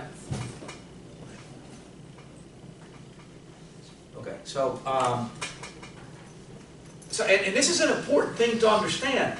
There are exogenous things that impact real estate valuations and real estate operations. And I'm talking financially. I'll give you the other one, the slip at the yacht club where I keep my boat. It was done, 4 months went by, we couldn't get the permit from Durham, from the regulatory agency, And so there are things that are happening outside your control that are continually impacting your ability to use or the value of your real estate. So this tax event comes in, so you build a building like this, and you'd hire an accounting firm, and they'd come in and they would strip away what was essentially, what was at the 1045 property. So anything that was, not affixed to the structure. So, but then there were very liberal interpretations. Carpeting, partitions, obviously escalators, elevators, things like that. And you would get a 10% credit. So people were building stuff for the tax benefits of it. So, the tax rules, sort of changed, and all of a sudden valuations plummeted. And cities like Houston were very hard hit. Very, very hard hit. Now, so there's just building for the sake of building. So what happened in 2008, yeah, I'm not going to show you, maybe if I pull this up later, I'll show you. There's a, okay, I'm going all over the place, sorry. Okay, I'll come back to where I'm at. Question I always ask, Jack, what question do I always ask in a class? You forgot already. Okay, where is the 10-year U.S. Treasury yield today? Tell me. 2.45. Yeah, it's exactly that. I think it's like 7. I thought it was like 2. I looked at 3 o'clock. 2.4 something. Okay. Why is that relevant? Why is it? It's Saturday morning at 9:20, and I'm asking you about the 10-year Treasury. Why is that relevant in this class, Ryan? So risk-free for. Okay, so it's a risk-free return, rate of return for 10 years. Okay, great. Nathan. It's kind of a barometer of optimism, of how people either optimistic or not optimistic about it. So I hear, so it's a risk-free rate.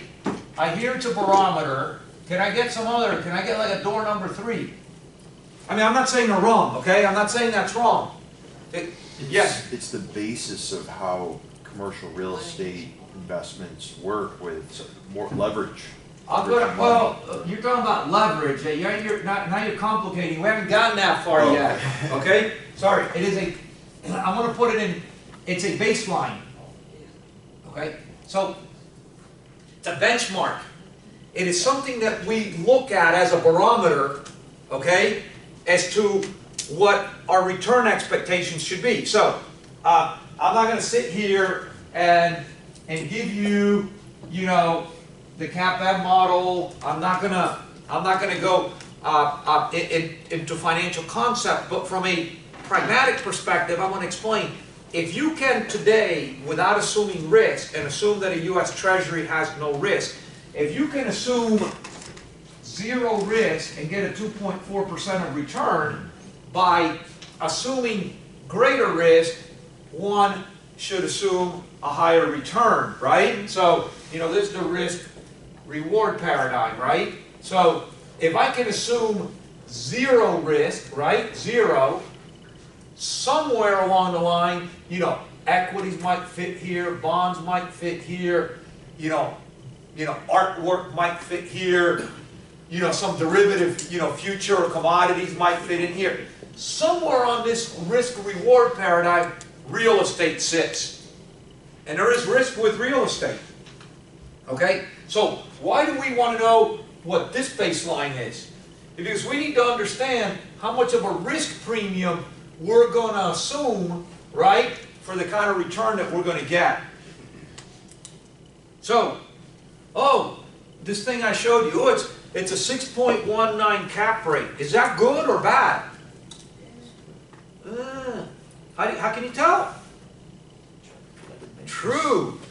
I mean, so there's a lot of different ways to answer that, comparatively speaking, right? If you go to the ice cream shop, you can only get what they got there. Oh, I want pistachio. Well, we don't have pistachio. We only have, you know, strawberry, vanilla, and chocolate, right? So there's a comparative thing. Well, the market is giving me the guardrails, okay?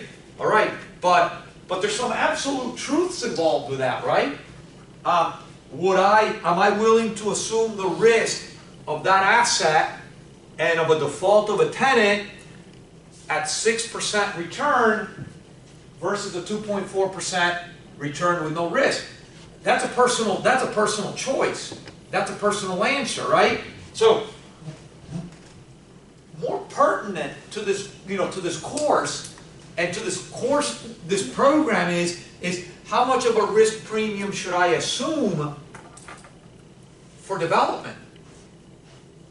So, I'm asking, you're working at an engineering firm, you're working in an architecture firm, so a client comes to you and they're going to develop something. They're going to build to a theoretical return, right? What should that return be? You know? Depends on the asset. A commercial asset, an office building, a suburban office building. What should they build to? Yes, Nathan? Anything north of 2.45. Well, I mean, it's going to be more. I hope it's more than that. Give the man a star, okay? It's more than that, but is it 8%? Is it 10%? Is it 15%?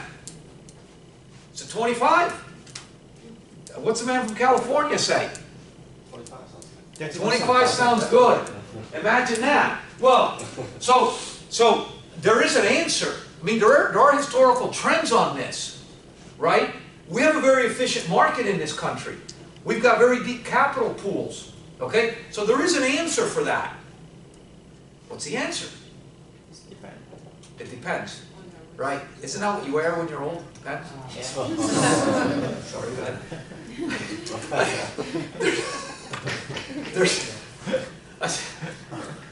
it's a girl that I'm getting old. There was a girl that we used to coach at school who's now at the high school teaching, and in Instagram this morning she put a letter that a student gave her kind of end of year saying, "Oh, you're such a great teacher. We love your bad jokes." And she wrote, "What bad jokes?" You know, it's like, why bad jokes? No, a way to look at it. I can't give you a specific answer because, Aaron, your answer's right. It's going to depend to some extent on the asset class you're building, and it's going to depend on the geography and the type of asset, But if from a stabilized cash flow perspective, you can buy. Let's use multifamily. Let's say that you can buy a multifamily asset in South Florida for a 5% cap rate today. Let's just say that, okay? How much more of a premium should you require in order to assume the development risk associated with that? If you were to ask me my personal question, my personal preference, I'd easily look for 400 to 500 basis points, but the market doesn't give you that. So my personal experience on that is people are looking anywhere from 200 to 250 basis points. Okay, now I'm talking about institutional grade stuff. 200 to 250 basis point spread over existing cash flow to assume development risk. Do I, with my prudent perspective, think that that's appropriate? No, but that's what the market prices, okay? Or at least that's what the experience that I have, the market prices, okay? So, anyway, so it's relevant, so the 10-year Treasury is relevant from the perspective that it provides a baseline for us to understand how much of a risk premium we should assume. It also is a baseline for other costs of debt. Okay, so ultimately, if you are playing in the credit markets, right, you know that you can buy treasuries and get a 2.4% yield. But if I'm going to loan you money as opposed to loaning the U.S. government money, I'm going to require a certain premium on that as well, right? Okay, and so from a long-term asset, and real estate is a long-term asset, historical long-term pricing on stabilized asset, long-term financing on stabilized assets is going to have some sort of premium over a 10-year treasury, okay? So 200-300 basis points, something like that's going to depend on credit, sponsorship, you know, liquidity in the markets, et cetera, et cetera. So 10-year treasury is relevant to us, okay, because it provides a baseline for what our return expectation should be, but it also provides some sort of indication as to where the credit markets are. And I don't want to jump ahead, but debt, the debt stack, or the debt part of the capital stack, is a significant component of our overall cost of capital in real estate, okay? And so it becomes very important for us. Now, why did I go off on that tangent? That had nothing to do with your question, right? So there's something called the term structure of interest rates, okay? You read about that, right? I did read about that. Okay, so we can look at interest rates in a lot of different ways, right? So we can take a look at risk versus return, but we can also take a look at time. We can take a look at liquidity preference, right? You guys knew you were going to come and learn this, right? You guys find this interesting, or do you guys want to like go over accounting? I mean, That's good. I mean, we can do debits and credits if you guys want. Okay, so we can take a look at the term structure of interest rates and put our return expectation over a time horizon. Okay, there are a lot of different theories of how interest rates are constructed. Okay, probably the easiest one to understand is what's called the liquidity preference. Okay, and ultimately, what that tells you is that there is going to be a preference for a shorter term on debt than for a longer term. Why? I didn't get your question. Time brings uncertainty. So, I answered it? Okay. So if I'm going to loan you money for a year, there's a sort of, in the absence of all what ceteris paribus, all other factors being equal, if I'm going to loan you money for a year and I'm going to loan you money for 10 years, the 10-year term should probably bring significantly more uncertainty. And in return for that uncertainty, I should expect a premium. So, in this liquidity preference, right, one would take a look at the term structure of interest rates as one being upwardly rising. Okay? So interest rates should always rise given time. That's logic, and that's what prevails most of the time. Is that prevailing now? No, Okay, so tell me why. because the interest rates keep going down. Well, are they coming down together? Or are they coming down, come on. Oh, there's So let's chart the term structure of interest rates right now. Okay? So in today's, I'm going to do this off the top of my head because I happen to have bought a 1-month treasury yesterday. You don't buy treasuries, do you? Gotta start changing your perspective. Gotta start adding to the portfolio. Okay, getting older now. Okay, so 1 month, a 1-month treasury I bought yesterday was yielding 2.413%. Annual? Well, it's for that. That would be the annual return, but it's 1 month. Okay? So 2.14. What did we just say, Armando? What did you just say the 10-year was? 4.5. I'm going to assume your number's right. And that's 10-year. Do we know what the 2-year is? It's been playing around, but it was as low as 2.3 the other day. So we have a relatively, what I'm going to say, flat yield curve today. So the liquidity preference that I talked about out there doesn't seem to hold. Why is that? It's like, it seems like people would prefer to get their money now, and they see some sort of, you know, there's more uncertainty now. People are saying, hey, I'd rather only invest for 3 months than for 6 months. It doesn't seem to make sense, does it? Okay, so we've got something that we've got right now. We've actually had some inversion, what's called inversion, where short-term rates are actually higher than long-term rates. And more important than that, we've got a flattening of the yield curve. Why am I telling you all this? Look, I was bringing bad news. I was bringing a risk here, okay?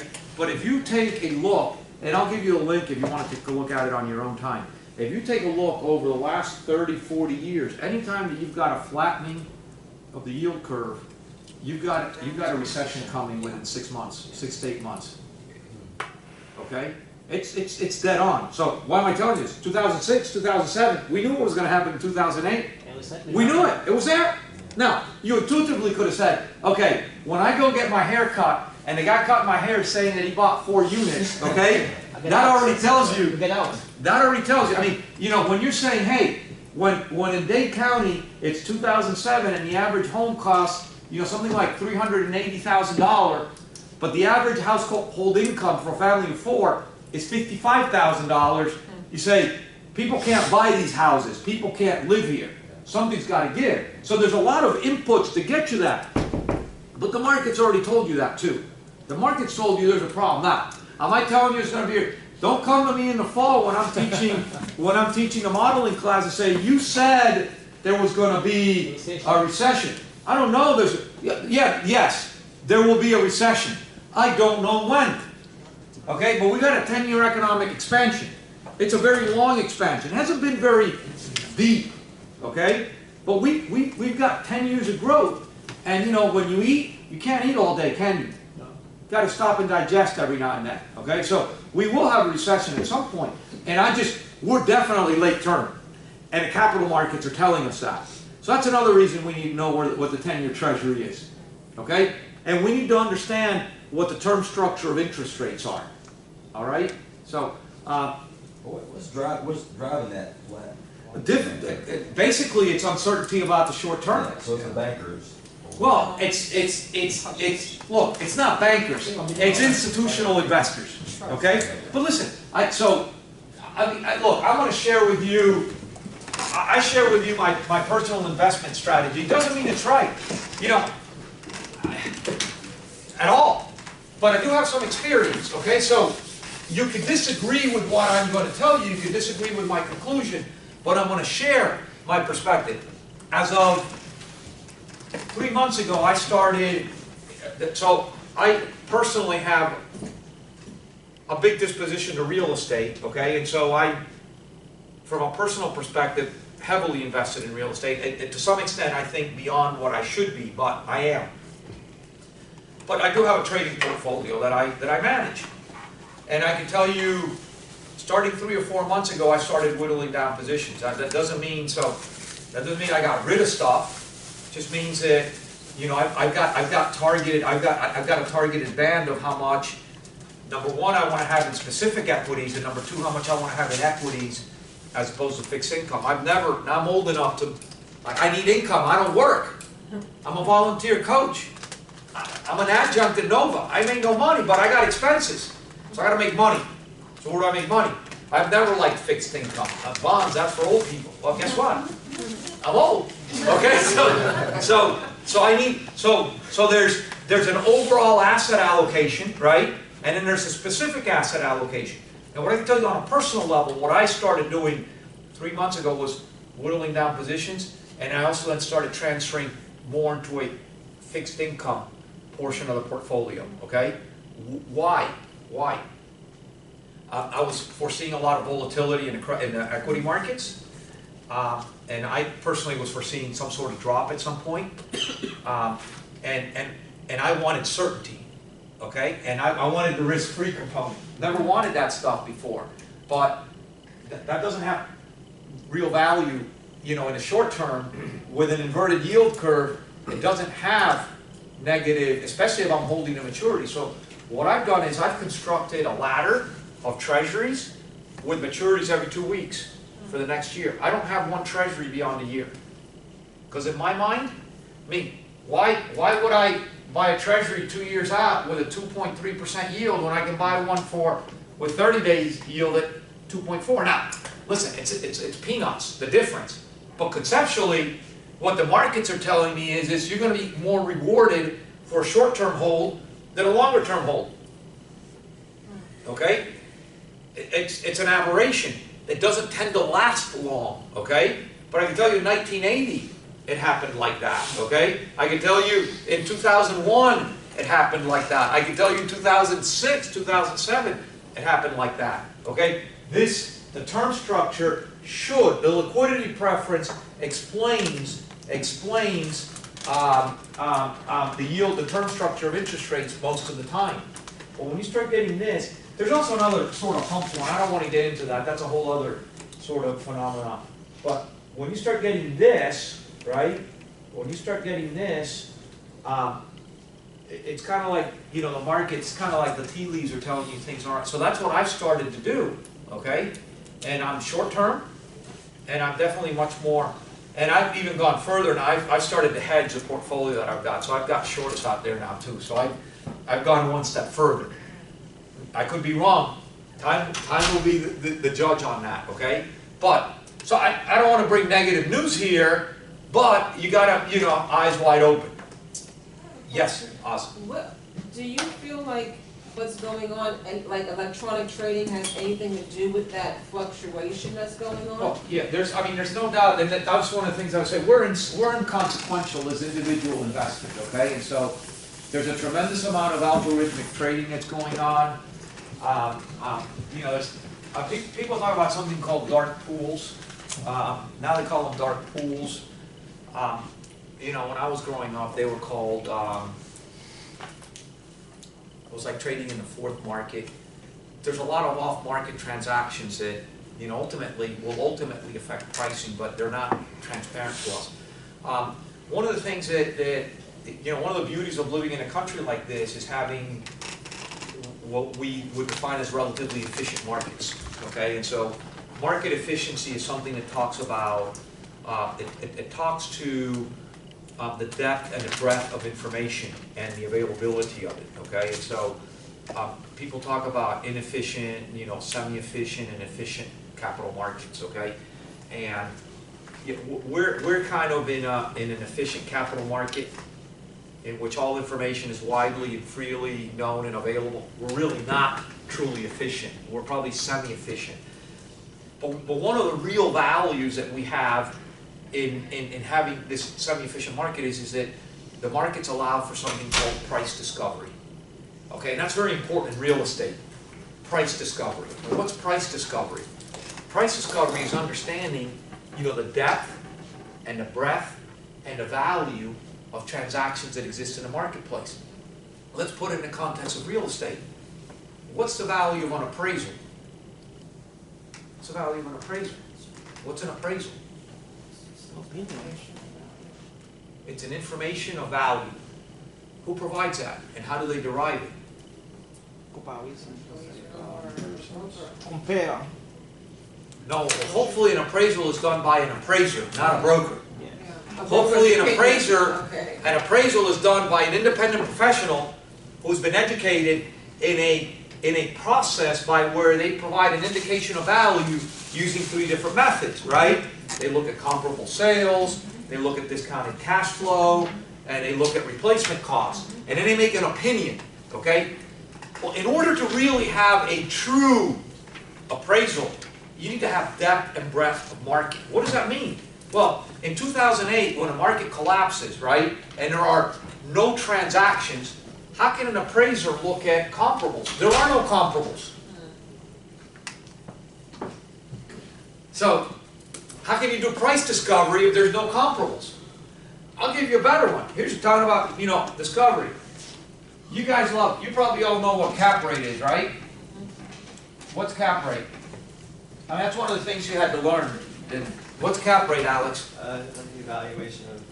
the evaluation I'm going to give you at the end of class today is not good, and that's where you start. The valuation, not evaluation. The valuation of a property based on NOI and purchase price. Okay, so you're telling me it's the relative, did you say relative? Is that what you said? It is a relative, it is a measure of relative valuation, right? And what I mean by relative is that every asset has its own unique cap rate, right? And you said it was a relationship of what? NOI and purchase price, net operating income. Net operating income. And what's its relation? The price of the property. So it's a multiple? So it's purchase price divided by NOI? Yeah. You're sure about that? Is it flipped? You're asking me, or? No. So it is in fact the inverse. Yeah. It is the inverse. Now I'll teach you guys something just so that in the capital, in the equity markets, we talk about something called the price earnings multiple. Anybody ever heard of that? We'll go into that further. So price earnings is a relative valuation of one company compared to others. And so what we're going to do is the price per share, right, divided by net income per share. We'll go over that in another class. That's in equities, the relative method of valuing is a price earnings ratio. Well, in real estate, we could do the same thing, right? We could put price over earnings, but we don't do it that way. We do it backwards. Why? Just industry practice. So the relative measure of valuation in real estate, one of them is cap rate. And cap rate is, you said purchase price, I'm going to be a little bit broader, and I'm going to say value. It could be purchase price at the time of purchase, but you can calculate cap rate at any time, right? You could have owned an asset 10 years and say, look, my in-place cap rate is X, right? Based on value, right? Okay, so why did I go there? Question. Yeah. Can you, what was price discovery? All right, that's where I'm going. So price discovery is a process by Nice. you don't need to know this, okay? This is totally outside the scope of the class, but hopefully. Price discovery is the ability to go into a market and understand the depth and the breadth of the transactions and the values of transactions, right? So let me ask you a question. Who's a residential broker here? Anybody? You're a residential broker, okay? A client comes to you. They want to buy a house in Oakland Park. What do? I go and research them. You go to the MLS and you look at the number of transactions, the average price per square foot, the high, the low, right? That's price discovery. You can do that with commercial. Who's a commercial broker here? Anybody's a commercial broker here? Okay, assuming you're a commercial broker. A guy comes, he says, look, I want to rent 20,000 square feet of office space in Doral. What should I pay per square foot? Well, you go to CoStar, you look at all the assets that are out there. Okay, but where I'm going with price discovery, I'm glad you brought it up. That was a great question, because it reminded me of why I went on this tangent, right? So, in this country, when we look at cap rate, we think we know what cap rates are, right? We know values. Why? Why do we know values? Why do we know purchase price in this country? But how do we know? We've got an attorney here. We have what? A big property record here, registry in this country, right? We have to record transactions, right? So we know what everybody paid for something, right? Right? We know that, right? Okay. Do you know NOI? No. We don't know, do we? We think we know. We assume it. So We assume it because. what happens when you assume? Right? So, no. It's a So guess. right. So it's an educated guess, right? So, but ultimately, where I'm going with this is if we really had the ability to do price discovery, so you know we can rely on CoStar or REE or any of the other commercial services that are out there that kind of get a sense of what. Oh, they spoke to the broker and the broker gave them a tip or whatever, you know. But we don't really know.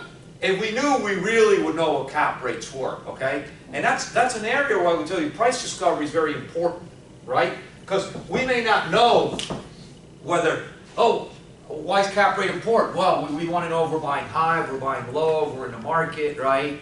You know, we want to know how that compares with risk-free, right? And there's a lot of reasons why we want to do price discovery. So price discovery is just understanding why the price is at that. Yeah, understanding the forces that drive the supply and demand paradigm in the marketplace. Okay, so would you guys rather read that in a book? I'll give you a book if you guys want a book. I'll send you a book. So.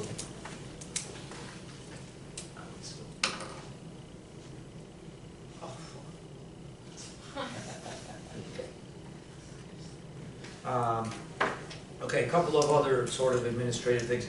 The purpose of our lives is to be happy. The Dalai Lama said that, so let's not forget that. The purpose of life is to be happy. Don't forget that. Okay? This from the Tibetan Book of the Dead, right? Remember, oh my soul, that you have but one thing on this planet, and that is to acquire a love of learning and to learn to love. Okay. All right. I kept this one around too. I don't know why. And I don't understand this, but this came from somebody in the administration here, and it says, if you think you want to drop the class, and you tell me, then I have to tell the program manager. I don't know why, but it has something to do with, like, if you think you want to drop the class and you told the instructor, then somewhere in the government they think that that means that there was an implicit dropping of the class. So if you think you want to drop the class, come talk to me, but then I'm going to send you to your advisor, okay?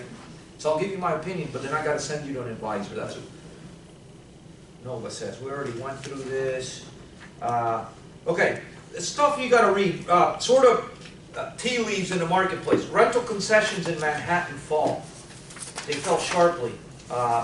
Slightly more than one-third of the apartments leased in Manhattan were leased with concessions. What are concessions in the context of multifamily? Discounts? Typically, in the context of multifamily, concessions typically are 3 months of rent. Okay, so real estate trick. So if I give you a free month of rent, and you got a year contract, you're going to have a 13-month contract. Okay, so I'll give you the first month, but I want 12 months of cash flow from you. Okay, and in a context when you apply that or extrapolate that to the commercial space, where you see that, you want 6 months of rent, no problem. You want a 5-year deal, no problem. You now just have a 5.5-year deal. Okay, so learn those things. Okay, what you want to do is you want a 5-year deal, I want 5 years of cash flow from you. Okay, why are concessions important, or why should we know that concessions are important, or what might they tell us, Ryan? Relative, how many transactions are getting done. So if there would be less transactions, there'd be more incentives to have concessions to get tenants. Right, so it talks to the supply and demand paradigm. You know, Manhattan's a very deep market. There's a lot of transactions going on. If there's a lot of demand and there's no growth in supply, then landlords are not going to have to buy tenants by giving them free rent. So what that tells me is you got a pretty hot market there. Maybe it continues. I don't know anything about the multifamily market in Manhattan, by the way. I mean, that's the beauty of real estate. It's a very local market, okay? And so, but that's one of the tea leaves to read, right? So you can look at rental rates, but you need to take a look at concessions and see what's happening outside of the face rate that's being paid, okay? To get a sense of. They're giving concessions because they can't find tenants. Typically, it's an accommodation to find tenants. So in the context of we'll kind of touch this a little bit potentially in those of you who try one of the case studies. In the context of commercial real estate, we talk about pricing really comes in the way of 3 or 4 different variables, and we typically when we analyze a deal, we ultimately work back to an effective rental rate, not a face rent. Okay, and so, I want to lease a space to you for $20 a square foot with 3-year bumps. You know, the question really becomes, what else am I giving you? Okay, so, you know, in that context, I might give you free rent. So free rent, we have concessions, that's very common. We have tenant allowances that we provide. I'll get to that one. Tenant allowances that we provide, okay? And we may have some other cash payments that we may make for No, build-out is tenant allowances, but we might for furniture, fixtures, and equipment, for architectural fees, for signage, for buying out your existing lease. And so, when we talk about an effective rental rate that we ultimately get, we're not really just saying, what does the lease say, but what else are we paying to entice you to come and lease the space? And in a tight rental market, landlords provide very few concessions.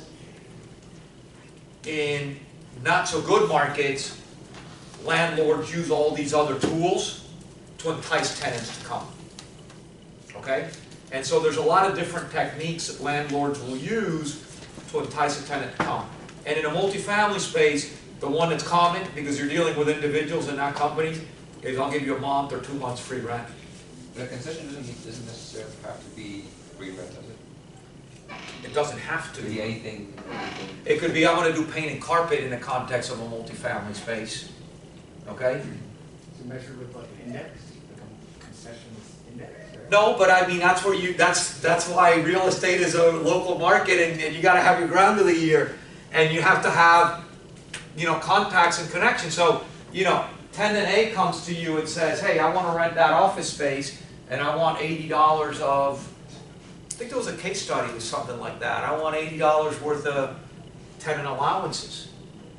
Is that market? How do you know? I mean, you got to know what other property owners, what's your broker telling you, right? What are you reading? So you got to have your ear to the ground. And I can tell you in times so real estate owners are not very smart. Okay, real estate operators are not the smartest bunch. So it's 2008, it's a classic example. 2008, it's taken 8 years to get rents up to where they were in 2001. All of a sudden the market crashes. What's the first thing landlords do? Okay, well, I'm going to redo your lease, and I'm going to give you 6 months free rent right now, and I'm going to drop your rent, and I'm going to give you an allowance, to buy new furniture. Okay? So, what happens is when times get tough or tight, the landlords immediately start providing concessions. And when the markets get tight, they don't give any concessions at all. Okay, I be honest with you, I haven't lowered my rent, at least me and my sister haven't lowered rents in 19 years. But Yeah. we provide concessions with new appliances. Okay, so so what I can tell you, and again, this is anecdotal, okay, and I'm not a multifamily guy at all. This is all anecdotal, but through case studies that I do, I've been able to see a lot of things. What I can tell you from a multifamily perspective, in a downturn, and again, this is from a handful of companies that I looked at, multifamily and REITs, so institutional grade type assets, rental rates in this country only went down about 2 to 3% in 2008. And what happened is concessions went up, and a lot of the major landlords were providing as much as 2 months per year of free rent. But rents didn't really come down, and they very quickly, by 2009, started jumping back up again. And then concessions started, compressing, okay? And so, no, that's one of the beauties, and that's why multifamily is typically so highly valued. It goes back to, it's kind of more along Maslow's hierarchy of needs, right? I gotta breathe, I gotta drink, I gotta eat. And then, I don't know, shelter or clothing, depending on, Do the same concepts work with lower income properties? So conceptually, what I would tell you, we talk about, so rather than calling them lower income or higher income, let's talk about class A, B, and C assets, okay? And so conceptually, do the same, concepts apply across the board? And the answer would be yes, okay? But in a different context. What's the difference between a class A? Even if a property is subsidized? I'm sorry? Even if a property is subsidized, is it then controlled? No, I would tell you in the context of most real estate dynamics, the sort of pricing models, if you've got, say, public housing that's subsidized, it's not going to necessarily behave identically to, unsubsidized, because the parameters that feed into the rental and the payment of the rental are different than they would be in an open market, okay? Did you have a question? No, just playing with your hair. No, I saw this and I didn't know. Okay, did that answer your question? Yeah, they do, but they may be different, you know? Yeah, no, I mean, You're probably, so what would make a Class C asset compared to Class A asset? I mean, one of them is gonna be credit quality. So, would you give a lot of concessions to a Class C tenant? Probably not as much as you would to a Class A. Because what's the likelihood that, you know, you've got, you know, a credit tenant there that's gonna, you know, support you, right? And be around 5 years from now to essentially pay you back by paying you rent. Does that make sense? Okay. Yeah, so other tea leaves that make me concerned about where we're at. Lyft's revenues double, their losses quintuple. Wait, who? Lyft. Oh, the car. And then it says the same is likely to be true of Uber, only more so. So look, so the equity markets are only an input. You know, real estate markets are not the equity markets, but capital markets in general are the same. And so there's a lot. I think there's a lot of froth out there. Okay, I just say buyer beware now. Okay, I would much rather be a seller of assets today than a buyer today. But in the real estate space, you can play anytime. Because when there's distress, you can help work stuff out. Okay, you just need to make sure you've got enough ammunition for when it's time to buy. Okay? James, did you have a question or? Your thing, PropTech is remaking commercial real estate. I don't even know what PropTech is, but it's bringing technology to the property management space, okay? And I can tell you, real estate is definitely one of, you know, the least high-tech businesses out there, okay? So you can look at the front end when you start looking at architecture and, you know, and then from an engineering perspective, and you start talking about, you know, all the LEED stuff and all that, and we can have huge fights on whether it's cost efficient or not, but you know, we talk about, you know, the cost of the systems that we put in place, but just even from a management perspective, you know, how do you solve all your tenant issues? How do they communicate with you? How do you communicate with your vendors? How do you communicate back with your tenant? And I can tell you probably the biggest complaint that tenants, you know, renters would typically have is, I can't get stuff done, you know, in time, or, you know, who do I call, or, you know, and so technology can help us with that quite a bit. I wanna,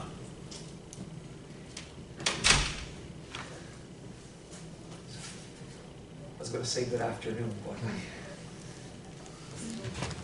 it's not the afternoon yet. A couple other things that are important. CVS moves ahead with plans to close 46 stores. Party City is going to close 45 stores. Now, CVS has 8,900 stores. Closing 46 doesn't sound like a big issue. Party City closing 45 days. By the way, Party City has an issue with helium. Yeah. I don't know anything about that stuff. I just read that yesterday and said, well, it has nothing to do with real estate, but it has to do with the guy operating the real estate. Now, can we just do the math for a second? How big is a Party City? 20,000. Physically, but Physical size? Yeah, 20,000 square feet? 20,000. Let's just, yeah, 20,000. I think that's a good guess. Okay, how much rent do you think they pay? Well, give me a number. Like either out or Miami. I don't know, just give me a national average. For 20,000 square feet. How much? I would say like. How much would a Party City's like in a power center or something like that? How much would a retail user in a power center in South Florida pay? We should know that stuff. You guys are you're in real estate, right? You should know that. I can give you a Give me a rough. Give me. $15,000 a month. $15,000 a month. Tell me per square foot. Oh, per square foot. Per square foot. Yeah, about 15. 10 to 15. 10 to 15. You think this guy? This ain't Publix. This is Party City. They're still an anchor. They're used as an anchor. Public is like 7. People just go. They're closer to 10 now. Listen, I would venture to say, so you know the story, we'll go that further on. Using a big mall is a thing, right? So Macy's pays $6 because it drives all the traffic in, right? And all the inline guys pay 40 to 50 or whatever, right? In a grocery anchored, Publix pays, you know, whatever, 6 to 10. and everybody else pays 20 to 30, okay? Power centers are totally different, and they're a lot more, you know, sort of geographic, but probably somewhere between 15 to 20 is what they're all paying, okay? And no one is bigger than the other, because there's a Party City and a PetSmart and a Dick's and a, you know, whatever. So they're all kind of, all pay the same thing. But let's just to make math easy, let's just use $20 a square foot. How much rent is each one of these stores paying every year? 20 times 20? We need 400,000. Is that 400,000? Or is that 4 million? It's 400,000? 400,000. 400,000. Now, multiply that by 40 stores. So it's just one line in the story, but $16 million of rent just got taken out of the rent rolls in this country. That's affecting somebody's cash flow and ability to service debt. So when we read this stuff, and we can get into, there's stuff happening in retail. We don't know where retail is going to wind up, but there is stuff happening. And so, who's doing retail? Okay? Again, we don't know what's going to happen, but there are things happening. And we don't know where it's going to wind up. And you know, and there's a lot of things going on about, you know, location, and you know, there's different kinds of centers, and some are more needed than others, but the little line in the blurb that I got has a big impact financially, okay? So, and it may not be you, but like, you know, if you're, I don't know, CBL Properties, and all of a sudden Sears drops 20 stores on you, you're a big chunk of that. That impacts your cash flow and your ability to service your debt. So, something like a Sears or a JCPenney, you can kind of see the writing on the wall, right? So the answer is yes. You should be able to see that. We'll talk about credit, and that's one of the things that I like to go over in this class. But you really don't know. I mean, I tell you, when I was in graphic arts, we bought a company once, and we really leveraged ourselves. We doubled the size of our business overnight, and within 2 weeks of buying this other company, our biggest customer went bankrupt.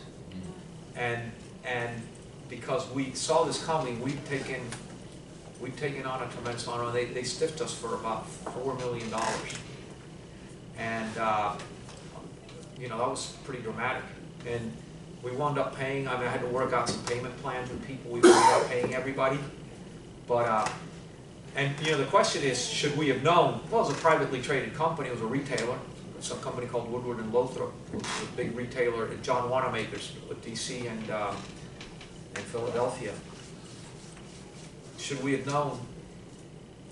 Yeah, but you never know. You know, you're always hopeful that the guy's gonna, you know, make it through, right? So, you know, Sears has been, I've been talking about Sears for 10 years. It finally went bankrupt. So, if you're along the way, plus, so you've got a lease with them, what can you do? You can't evict them. They're paying rent, you can't evict them. Right? So, anyway, in the case with Sears, Sears actually owned a lot of their stores, but it still drives the traffic to the mall. So a lot of the malls now are being impacted, not because of the cash flow directly, but the foot traffic, okay? So why don't we take a break? We'll be back at 10:20. 10:20 we'll start, and we'll keep going from there, okay? You guys? Yeah? So, I think you're all right.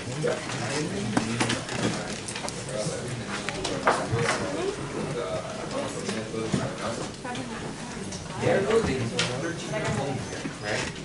And it's construction about, What? No, but I just. but they still maybe, We'll get your break in, okay? they built like 200 homes already, but they still have another 1,000. Well, but it's, I actually. If they see that they're just slow in the market, are they still gonna buy the libraries? Will they build them, you're asking? Like, they have a product built, you have 13, but they're doing that, they should go to the line, but you see us going to get more, are you just gonna make the money that's not affect, to make? I was gonna ask you to. Or will they stop? and then wait You know, maybe that's 5 years, what 6 years from now to build the other 1,000 homes. Like, is that something that's normally done? Because I live in the middle of the neighborhood right now, and it's a huge construction project, right? So I call front houses. So do you want me to tell you what Anna Cadena told me on Monday? Yeah, what did she say? No, listen, she's the guy that's, I used to work with them. Okay. The guy that's running that is actually her brother-in-law, Andy Miyatis, and I haven't had lunch with Andy in about 3 weeks. I don't know what they're doing specifically. There's been a slowdown generally in residential single-family sales, not just in Doral, throughout the country. It's just a reality. You know, you just, so typically what happens is, there's a lot of homes, huge lots. well, so listen, this is not a fly-by-night company. They're not going out of business. Yeah, of course, Lennar's like the biggest home building, right? So I don't know, did you buy the Lennar piece? I bought the Lennar piece, yeah. Okay, so you're in the Lennar side, so I can't talk to what Lennar is doing. Yeah, but what Cadena's doing. Yeah, but Lennar's gonna do the same thing. I mean, Yeah. so these are very substantial businesses, they have a very long-term perspective Yeah, on. no, that- In fact, very good perspective. one of the case studies that we'll do is on a home builder, so that you understand a little bit what a home Yeah. builder does. And so, what they'll typically do is, so they're typically, they start on spec, X number of houses in every development. Yeah. And their marketing knows, and then they're customizing them as they go, as they go on. Like it. If the purchasing flow slows down, they slow down the pipeline. Because what they're not gonna do is that, Yeah, that's the home they're gonna sell. you know, they'll keep building. You know, there will always be some construction going on, Yeah. and there will always be some sales, that's a desirable area. Oh, yeah. So, you know, maybe instead of delivering 30 units a month, they might deliver 2 or 3 units a month. But that'll keep going, that'll build out. Yeah. No, I see this. I bought a house. I bought the house maybe 3-4 months ago, and I see that there's like there's another 300 houses there, but there's still like another 1,100 houses to be done. I just see that. So maybe instead of being a 3-year build out, maybe it's a 5-year build out. But nice and easy. You don't have to be concerned. And they've probably done most or all of the infrastructure already. Yeah, no, they've done all the foundations already. Just waiting to fill in the house. And they'll be set up in a way that, see, I think what happened, there's a couple of things that happened in residential. You know, prices just you hit a ceiling. I can tell you what Andy told me last, because I asked him, why is that last month? And he said, look, the problem is the price of land in Florida. And so, you know, one of the things that typically, this is you know, I'll say that in the class. Yeah. When I was growing up, Nathan, you can ask me in a second, when I was young, most people would use 20% as the maximum percentage of a home value that you could ascribe to land. So how much should land be out of the, you know, out of your 100% costs, how much can you allow land to be? And it was like 20. Andy told me that they've got some developments up here in Palm Beach County where they're touching on 50% land. Wow. What happens? So now you gotta sell houses for $850,000. Yeah. At $850,000, how many buyers do you have? No, You know, fewer than you have at 400 or 300 or 600. And so, so values have gone up way too fast. And then what happened is, as soon as mortgage rates jumped up, Yeah. it spooked people. Yeah. And so now they've back down, but it still spooked people, you know? So, listen, you can't, you gotta digest. You can't just, you know. Nathan, you had a question? I was just gonna. Yeah. I was just gonna beat you to what I was gonna say. Military guy, yeah. I don't know if that's it. I just want to say hi. How you doing, man? You okay? Yeah, I flew back yesterday morning from Ecuador. I was down there for a couple days. Paris, Madrid. Like last Sunday. Say again? Before or after the fire?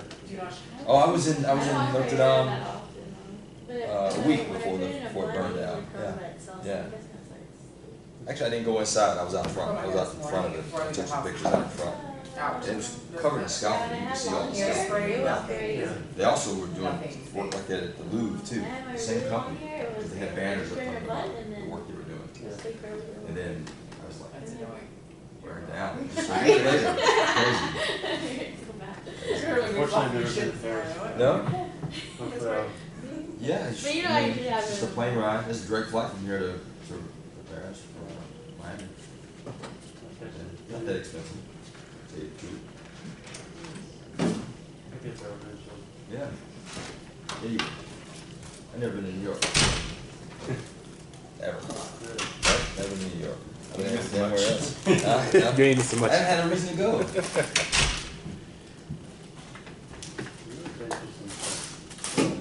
Where? New York, this Yeah. is crazy. Yeah.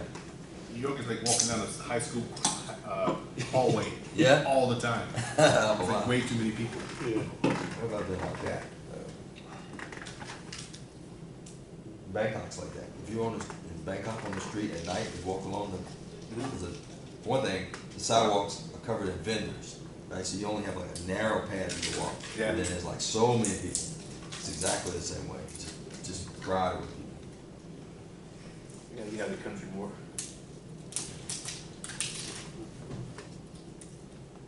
Tokyo. I was in Roppongi in Tokyo, which is kind of it's a place where everybody is in Tokyo. It's like people are walking. There's lots of shops and like lots of just wide streets. People walk across. It's just. I only see pictures, but I can't imagine. You're from here? Miami? Yeah. Where'd you go to high school? Ferguson. Yeah. Yeah. Cool. I went to Palmer. Yeah. Maybe so. That's in, cool. Oh, okay. I didn't know at all. Okay. Where are you Yeah, from? that, I'm in the Gables. Oh, okay, cool.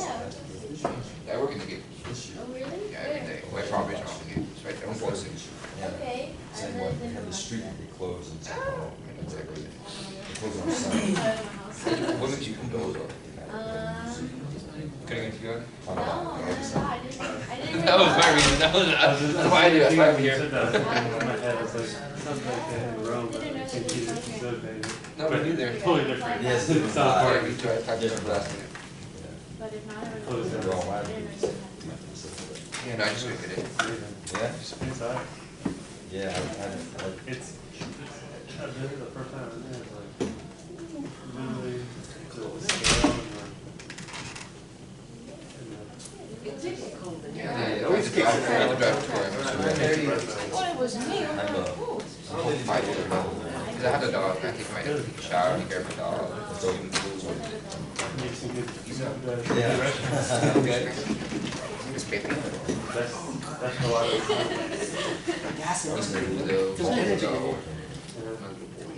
Oh my God, somebody's gonna find me a name for those. It's like croqueta. Okay, that's my cousin's dog's name. That's funny. I never heard of the person with the dog. It's anyway. Because I never heard of the dog's name. Lost a guy. Exactly. Just get on there at the back. Oh, yeah, it's back. Can't go in there. You have to pay for it. Oh, really? They would just start charging people for using the code. Yeah, they go pay $6. I mean, they do that everywhere. Everywhere. I mean, can I slide it like? They use the toilet. Slide where it goes. There's no. Only thing is a camera. You can probably slide it a little bit to the right. That's okay. That's like, I guess, Yeah, He's a little, I think 10. No, I died when he was like 9. yeah. He's a good boy. That's down, that's up, right?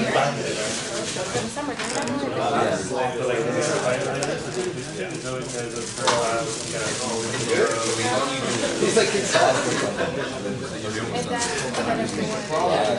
Right, yes, sir. Here's the problem.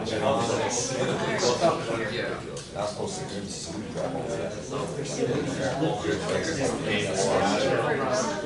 and on the way there, you can look at the road stops. Every place you go, there's always some old guy or hold on, I seen there. And this way there?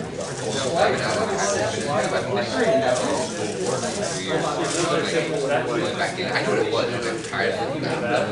I did my bachelor's, and then I finished, like, you know what, I didn't have to go all the way. I wanted to. What's your name? It's my sister, my parents gave it to us. My parents are retired, they're traveling something, right? So, but my dad said if I want to build anything, I have to get a degree. I was like, oh my God, so you want to if I get a degree, then but I'm not going to do anything. Now, can you guys see from there? Can you see from there to the board? Which way? Okay, thank you. All right. Hey, it's 10:20. We're starting.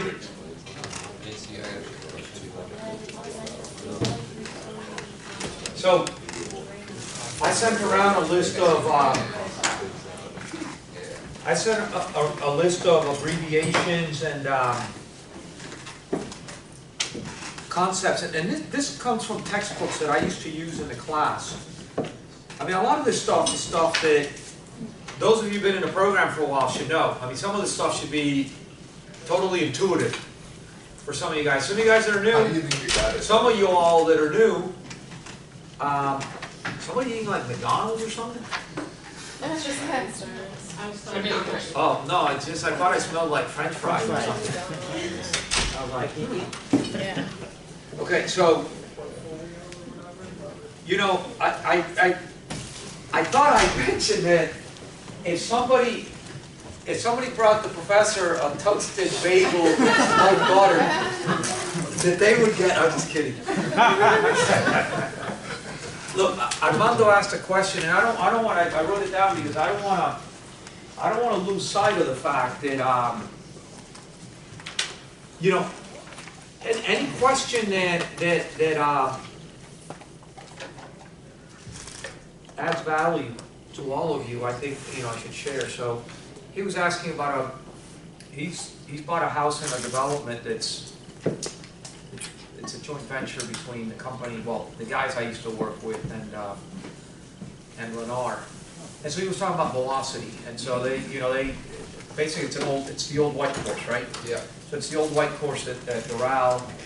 And no, in fact, that was a fund, that was part of a fund that was it. We bought that. So we bought that and then we sold it to the, you know, Lennar and to the family office. And so we're doing 1,200 homes, single-family homes. 1,300. Or okay, 1,300. Sorry. Okay, I don't work there, you know. And so his question was about the house, but like, what happens if they're not selling as much? And in fact, what I can tell you, and I don't want to speak out of turn. You know, the velocity of home sales is slow. And so typically, what happens in a situation like that is they just. Most home builders, we'll have a case study in 3 weeks on home builders. Typically what home builders will do is they'll start building on spec. So when you build, when you're a developer, we can develop one of two ways, right? With money and without money. No. We can develop one of two ways. We could develop on spec, speculating, or we can develop, Is it like resales? Build to suit. Okay? Build to suit. Okay? So that's a term we would use. We can do a build to suit. Now, we can do a build to suit for sale, or we can do a build to suit for lease. So, so I'm talking about home builders now, but this really extends a commercial developer. So, I'll give you an example. We used to have a like 400-acre tract on the Florida Turnpike near Medley, and we called this Flagler Station. Okay? In fact, there was a time that we would take students out there and stuff, but anyway. So, this was a bunch of office buildings here, right? And then a bunch of industrial boxes here, all right? And so, a typical industrial box in South Florida, do we know the size? Maybe 250. Oh, industrial, like. Industrial, yeah, an industrial building. 200, I'd say, is, you see some that are 100, but a very prototypical footprint would be a 200,000 square foot box, okay? If we do office, and we talk about suburban office in South Florida, or really anywhere in Florida, what do we see? Okay, well, that's a good place to start, but if we're talking about suburban, how high do you typically go? 2 stories. 30,000 square foot what? Oh, box? Floor plates, right? Is that what you're talking about? No. So let's. So in Florida, and look, I'm not an architect and I'm not a construction guy, but I know that from a life safety issues, you could typically go up 4 to 5 stories without changing the overall cost paradigm of what you're building. So when you're talking about suburban office product in Florida, you're typically not going to go beyond 4 to 5 stories. Now again, I'm not an architect either, but someone smart figured out once that a very efficient floor plate in a suburban office setting was how big? 10,000. More. Was it 30,000? 15,000? 30 is probably big, somewhere between probably 20. 30 on the outside, I'd say 25,000 square feet becomes very efficient. And that's the number of feet to the windows, being able to have a core inside with all the common services. I mean, you guys are you're the architect, you should tell me all these things. I don't know all this stuff. So 20 to 25,000 square feet. So a prototypical suburban office building in Florida is going to be what? Probably anywhere from 80 to max 150,000 square feet, but probably somewhere between 100 to 120,000 square feet, okay? And, I mean, this is stuff we should know from the back. Now, how much land do you need for that?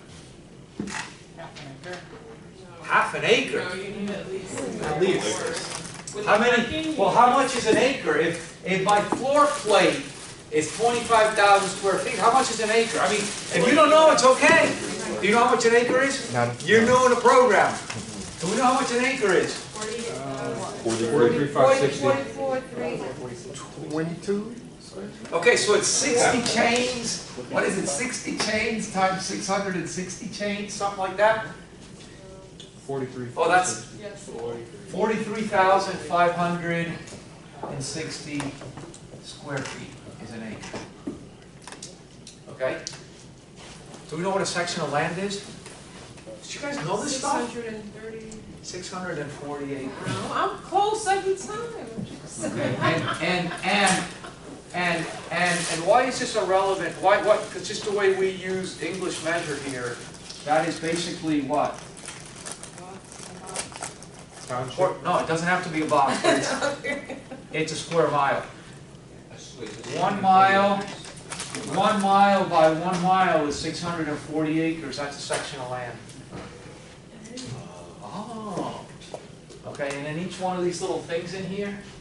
Dude, this has nothing to do with my class. Don't you learn this stuff in development classes? I'm just an accountant, man. I don't, so each acre is 43,560 square feet. So if my footprint is 25,000 square feet, I already got more than half an acre there. So what, how do I have access, right? So, but how much land do we need for an office building? 1.5. Okay, well, 1.5 what? Percent of the space that you look at. Okay, so we talk about something called coverage, right? So coverage is how much of the land we occupy with a physical structure, okay? I need my architects here to help me because I'm going to mess up somewhere along here. But so the question is going to be, somebody asked a question, how much parking are we going to provide? How much parking do we have to provide? How much parking do we have to provide office users? 1.5. 1.5. What? Who drives half a car? What, do I come out of the back seat or something? What did I have for what? A car and a bike. No. 1.5. Hold on, I got an engineer here. What is she telling me? It's like 1.5 to 2 parking spaces per like 300 square feet. Coño, I've never heard it per 300 square feet. I typically we talk per thousand. I mean, maybe. That's the zoning code. Okay, yeah, no, but we just kind of like in the trade, yeah, the zoning code may have that. So multiply 3.3 times 2, what do you get, the 1.5? So what I'm going to tell you, commercial practices in Florida, in suburban Florida, are going to give you roughly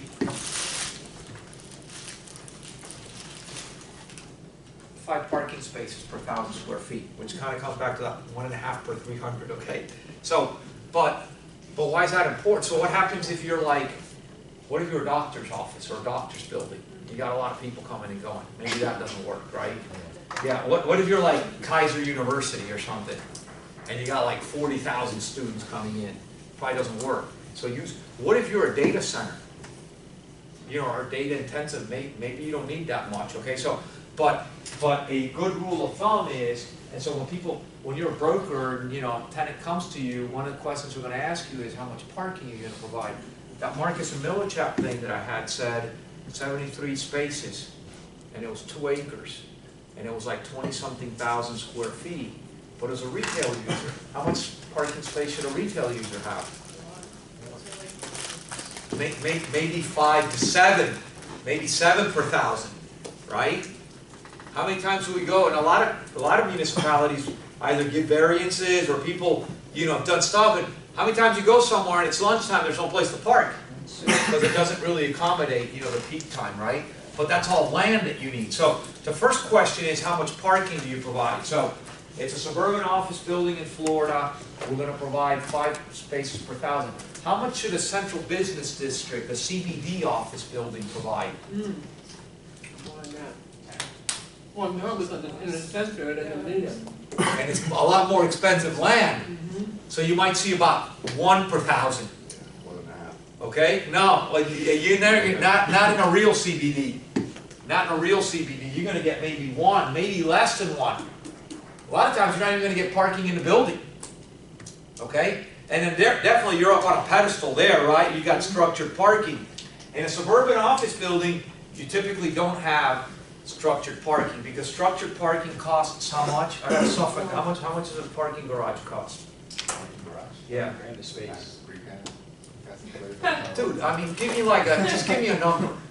Probably like 16 grand per space. Per space, okay, so that's how we talk. I thought we were probably going to be closer to 20 now, but that's good to hear. So what happens is, if you got to put 16,000, so you got 125,000 square feet, and you're going to provide 5, so that's going to be what? 125 times 5 is what? 7, is that 750? 750. So multiply 750 parking spaces times 16,000 square feet. Now you could say, is it cheaper for me to buy more acreage or put a structure up? And in Florida, up to now, it's been cheaper to buy, in the suburban setting, it's been cheaper to buy more land than to build a structure.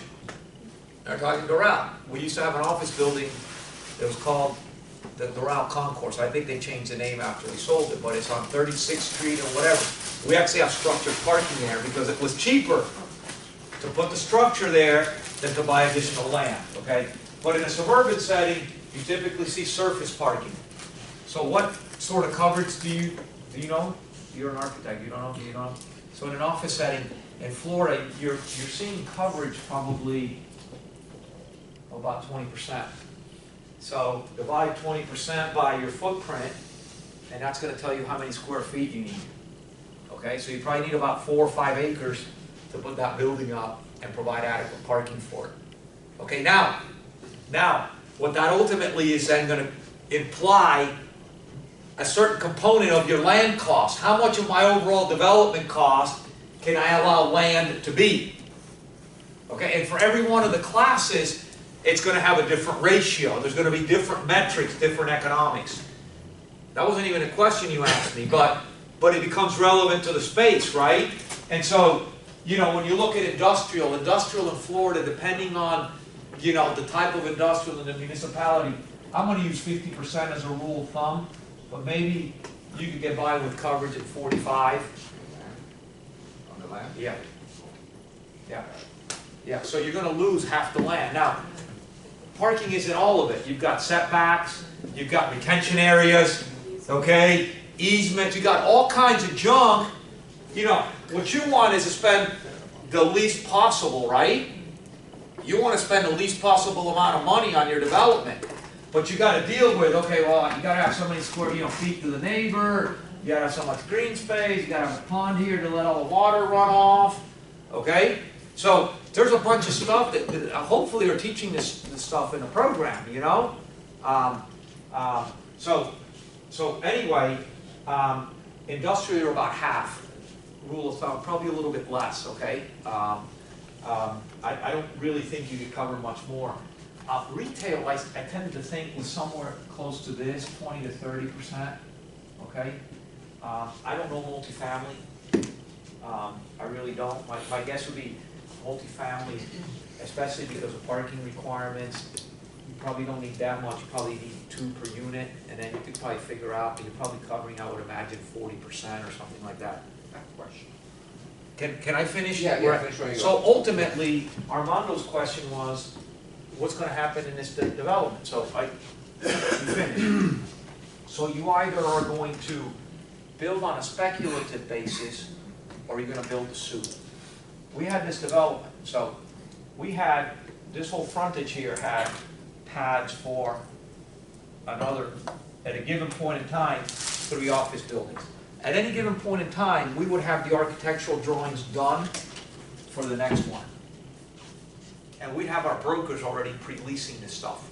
So this, we owned the park, so we were going to lease the space. So, our guys are out there. Now all of a sudden, tenant A comes to me and says, hey, I need a 120,000 square foot office building. Now we're going to do a build-to-suit for lease. We're going to build this building with the specific purpose of leasing it to them. It could have been the case that we would sell buildings. A guy would come in and say, another one of our projects at Beacon Lakes, Commerce Bank came in and said, we want a 100,000 square foot operations center, office building. We'll build to suit for sale. We'll sell it to you. We'll build it to you, and when it's all done, we'll give you the key, and you pay us, okay? So you can build with no uncertainty, knowing that you've got a tenant or a client. Most merchant developers would love to be here, but it's a very difficult place to be. So you need to be a bit speculative, okay? And what that means is that at any given point in time, you're moving ahead even though you don't have the demand all there. You're providing the supply even though all the demand's not there. So, in our sort of rule of thumb world, when we had a building 50% pre-leased, we cut the construction loose. So, we're finishing this building, we cut loose architectural plans here. Our brokers are out there, they're leasing this space, or leasing this space, or leasing this space. When we get to 50%, cut construction guys loose here. I mean, we might start putting, foundation. You got the process going, right? Depending on what you're seeing, okay? As soon as I get to 50% here, I cut loose my architectural plans here, okay? And I try to keep the momentum. Well, a home builder does the same exact thing. They build speculative, but everybody wants to customize their home. So what they're doing is they got a bunch of little lots, right? They got all their builders' lots, they've done all the infrastructure, and so what they'll do is they'll cut, let's say that they think that they're going to have 30 closings a month, they'll cut loose 60 houses with the hope of, you get the first 30 done. Now, as those houses are going up, their marketing people are selling. You're coming in, you want a pink bathroom, you want an extra kitchen, you want whatever upgrade thing, you want hurricane windows. So it gives them the time to customize it for you. Now, the velocity slows down. Now all of a sudden, you're not selling 30 units a month. What they do is just throttle back on the number of units that they're cutting loose. So, but they're always going to be doing something. They're not going to send everybody home, okay? So the velocity will slow. Now, extreme situations in 2008, you saw a lot of developments just totally grind to a halt, okay? but you don't typically see that in a slowdown. You just see the velocity, the absorption, go down. Okay? You had a question? Yes. I forgot my question was actually. Okay. I forgot. All right. Your original question was, so it used to be, and this was the question, so I had lunch with the guy that's actually doing the Cadena side of his development a few weeks ago, and he told me things had slowed down, and I asked him why. I said, Andy, why do you think things have slowed down? And he said to me, look, so mortgage rates have just gone up, so interest rates have gone up, and he said that spooked a lot of people. Now they've backed down, but people are still spooked, okay? But the other thing is that values have really gone up, and I said, is it cost driven? Is it construction costs? Is it material costs? What is it? He said to me, no, it's land. He said, land's out of control in Florida again. So I asked him naively, when I was young, it used to be that in a residential development, you could spend as much as 20% of the total cost of a home on the land component. And he told me they're doing deals up in Palm Beach County where they're getting close to 50% of the cost of a home being land. So, yeah, these are 800,000 plus homes. And so what happens is you start pushing the envelope where people's affordability. I mean, I used to do this in this class. If time permits, we'll do it one day. But I used to do this whole analysis where, and I used Dade County. I did it for Broward once. What's the median income? And so based on the median income, or kind of do it the other way. What's the median price of a home? How much leverage can you put on it? What are interest rates? What's a monthly payment? What does that imply to somebody? And then it smacks that up to the median income. And I can assure you that nowhere in South Florida can the median income buy the median house. And if you do it with rental payments, it doesn't work either. So, that's a whole macroeconomic issue that's above my pay grade, and it's a worldwide problem, okay? And in Europe, they're dealing with it in different ways. There's a lot more public housing. There are squatter rights, okay? There are fines for people speculating. There's cities where if you don't what are squatter rights? Can I please answer that question? Squatter. No, it is squatter. Squatter. What's a squatter? No, they have No. Okay, hold on. You had a question, Ken. No, I want to address that. In the Bahamas, we have squatter rights, where if no one has possession of the land, we can take possession. For 12 years, we have to show possession. After the 12 years, we can then get the land surveyed, recorded with the government. It's ours, free land. Okay, so a squatter is someone who squats on a piece of property. And so squatter rights are where the government recognizes somebody's rights when they occupy a piece of land. So, the Bahamas, maybe you're in a far-off island, there's not a lot of people, you squat. But in Barcelona today, people go to empty apartments and they just, lo ocupan, they just occupy them, So, and then how do you get them out? And then, you get all these drug dealers in there. I mean, it's a huge problem all over Europe. But then you get cities like in Paris and things like where if you don't rent a unit for a year, you get fined like 100,000 euros. So you can't speculate and take stuff off. And I can tell you, I read a newspaper from Barcelona every morning, and it was kind of frightening because it really talks to the polarity of wealth in Europe that people don't realize. But something like 40% of the purchases in Catalonia, in the region, were for people neither intending to live nor rent the property. So it was just to own. I mean, the guy I used to work with has like 19 houses. There's a lot of that, right? So that's kind of the sort of rite of passages. You get married, your parents give you a place to live. That's a sort of very common thing. Yeah, but not everybody's got the ability to do that, right? I mean, so anyway, but the question originally that Armando asked was, how much can land fit in? And that, ultimately it talks to the box, right? That's why numbers are important, right? We know we can't develop to less than that return today. It would be foolish to do that. Why would you assume risk to get a return that is equal to or less than what you could get without any risk, right? And so, if you work back from that and you say, okay, well then, how much does it cost me, right? So, at the end of the day, costs drive revenues, right? Because nobody's going to sell something or lease something, presumably, for less than what it costs to build, right? And so, if you all of a sudden, you start with land, you say, land can only be so much, right? My hard cost can only be so much. My soft cost can only be so much, right? Because my rent is driven by the market. My return is going to be a function of what my net income, my net operating income is after subtracting all of my expenses, right? And that's going to imply the yield that I can get. So, and these are all market-driven things. So I mean, it's kind of a big game. I had an interesting conversation with a friend of mine the other day, and he does acquisitions at for real estate business down in South Dade. I said, well, I've been in this business 20 years, and in Florida, it's never made sense to develop from the ground up because land prices have been crazy. But people do it. People can be creative, Now that said, my personal disposition is to buy existing cash flow. I don't like development risk personally. I like to, known commodity. Okay, so anyway, any questions? Do you remember your question? Oh yeah, one question.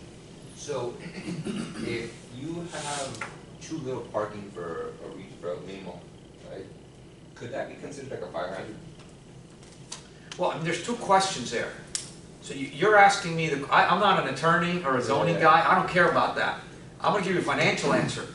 You're going to have substandard rents because nobody's going to want to be there because, tenants are going to say, why would I go to a mall where people, get turned away?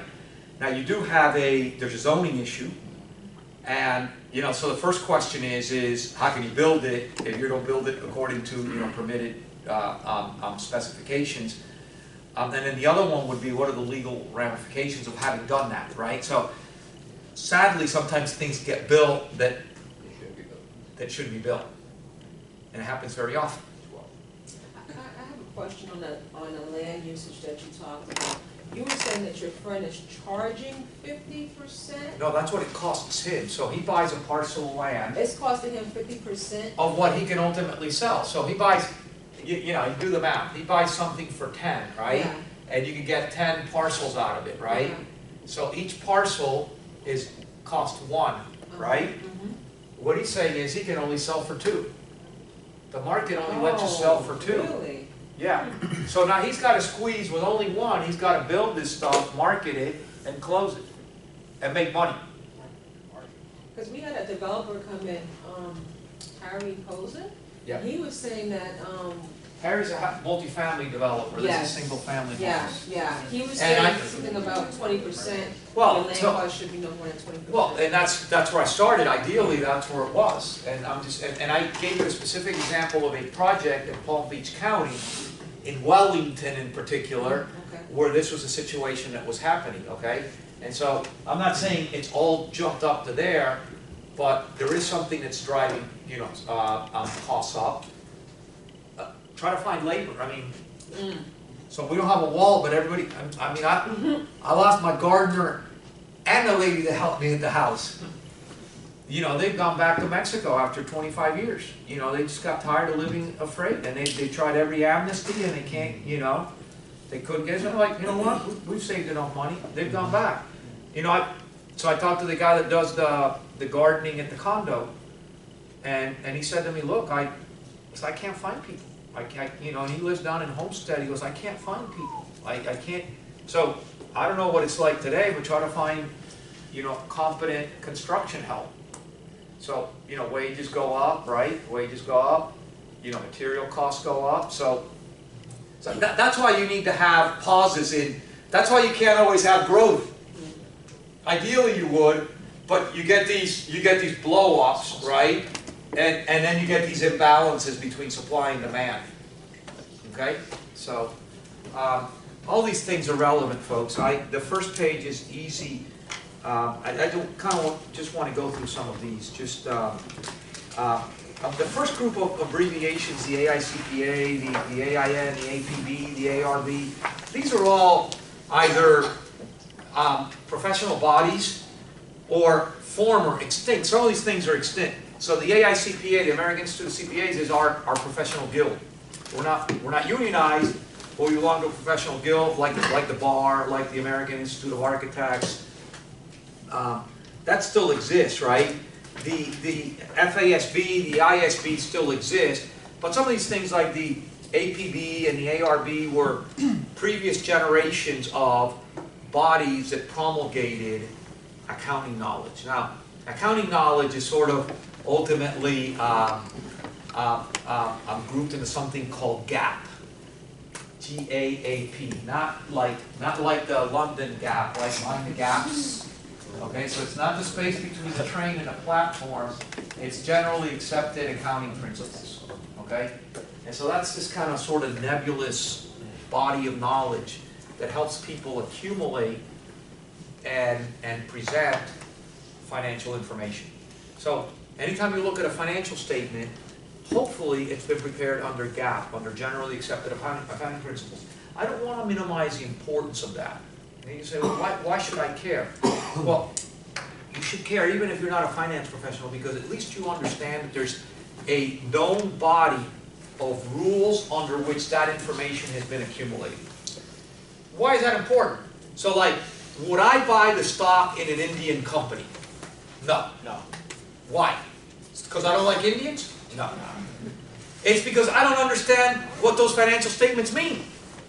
I don't understand what principles under which they've been accumulated. Right? You buy from China? I do not buy from China either. There are political reasons for that, but there are ultimately financial reasons for that. Because even in China, the big four accounting firms are not really part of the worldwide. They're separate offshoots. They work under government, direction. And I don't know that there's transparency, as I would expect there to be transparency. So when I look at a balance sheet and I'm looking at debt to equity, I want to understand how leveraged that company is. Okay? And if I don't, at least if I know that there's, this international GAAP or US GAAP or Canadian GAAP, I at least know how that information was accumulated. Right? So if I know how it's accumulated, I can at least understand it and draw my conclusions from it. If I don't know how it's accumulated, I don't know what they do in India. I suspect it's not good.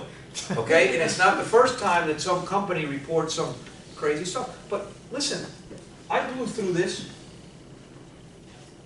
I put it away already. I blew through this. The SEC today, so this was from this week, a newsletter I got this week. The SEC today is looking into REITs reporting of net income under other than GAAP or alternative methods. So, who follows? I want to find the exact wordage. Hold on. It's important.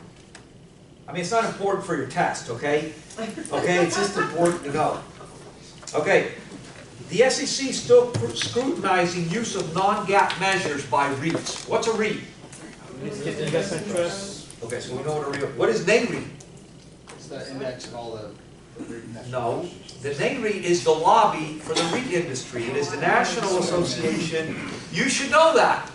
The National Association of Real Estate Investment Trusts. Okay, so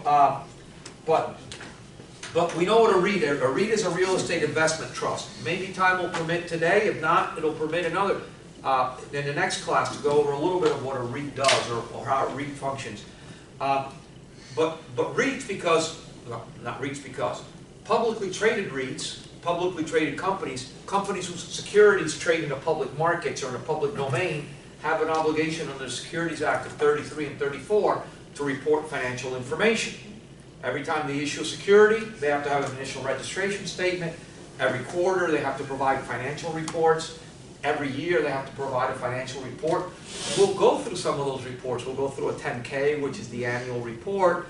And they also choose on their own to provide supplemental information every quarter under non-GAAP measures. They provide other information.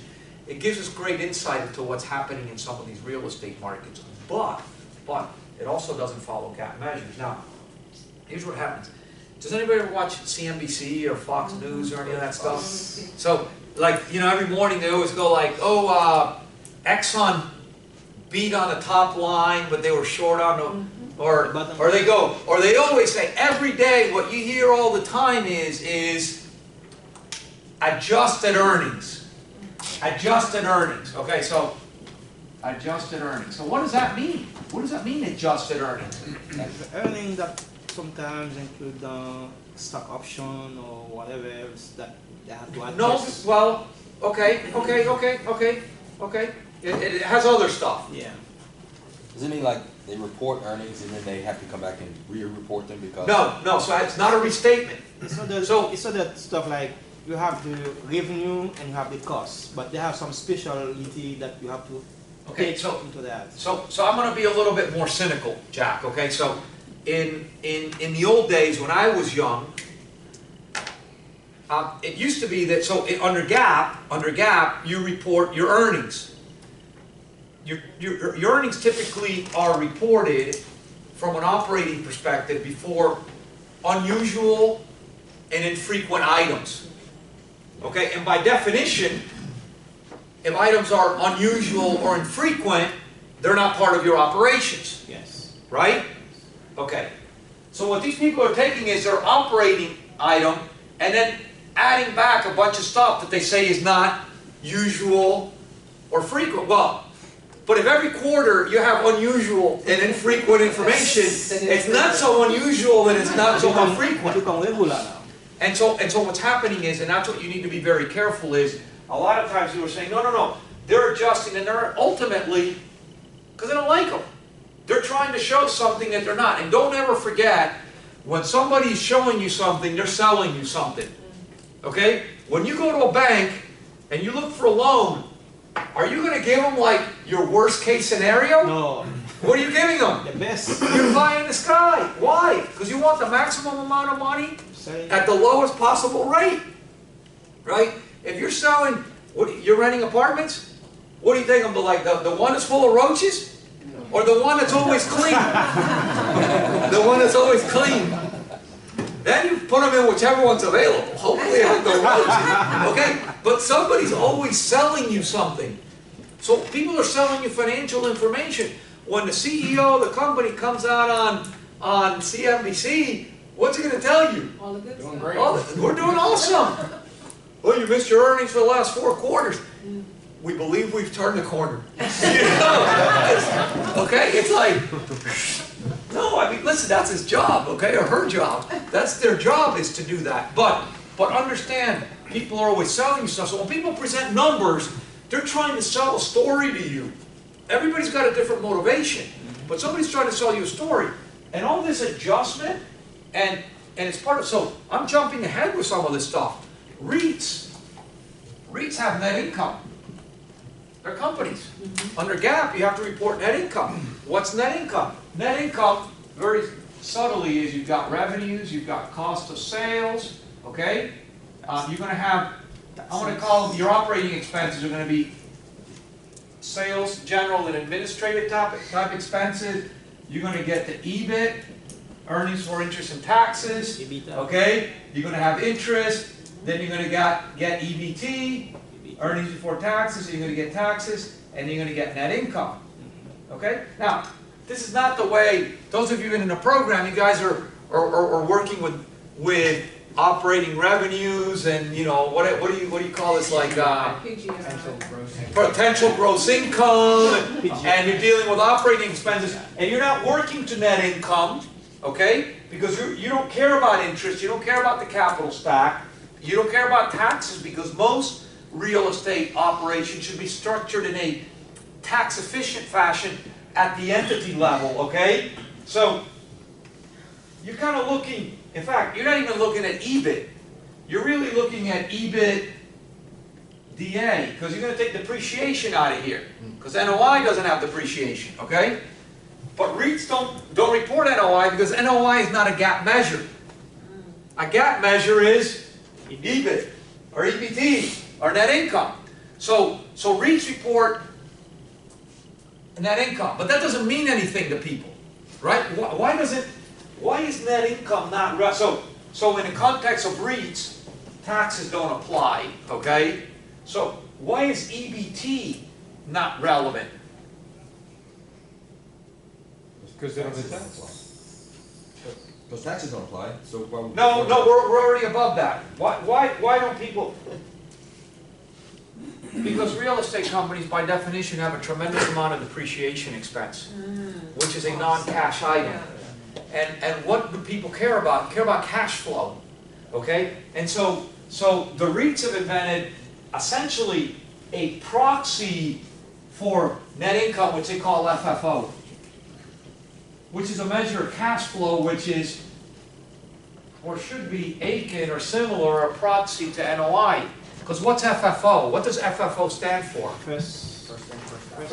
No, that's FIFO, which is not to be confused with GIGO, garbage in, garbage out. No, FIFO is a method of inventory valuation. FFO, you should know this, those of you who've been in the program for a while, FFO is funds from operations. Plus you would have all read that FFO is funds from operations. And funds from operation is akin or similar to NOI, okay? And basically what you're going to do is, in the context of a REIT, you're going to take net income, okay? And you're going to add back depreciation, okay? And then you're going to add or subtract any gains or losses on sales of assets, okay?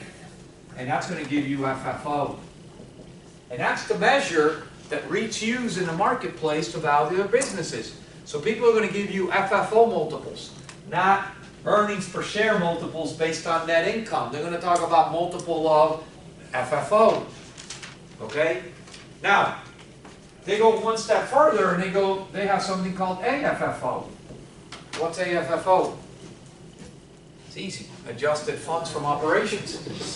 Just put an A in front of it. I mean, adjusted funds from operations. And basically what you're going to do there is you're going to take FFO and you're going to add or subtract the effect of straight line leases.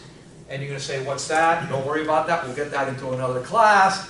And then you're going to add back the effect of any recurring CapEx. Okay? But again, what you're trying to do is get to cash flow. Okay? A measure of cash flow. But these are alternative measures of expressing cash flow, which are not construed within the realm of GAAP. So when you look at a financial statement, when you look at an income statement, it doesn't say FFO anywhere. Okay? And there's no GAAP definition of FFO and FFO. I was reading a supplemental report of a company. In fact, I use this for the class, and they talked about AFFO. And what do you think that was?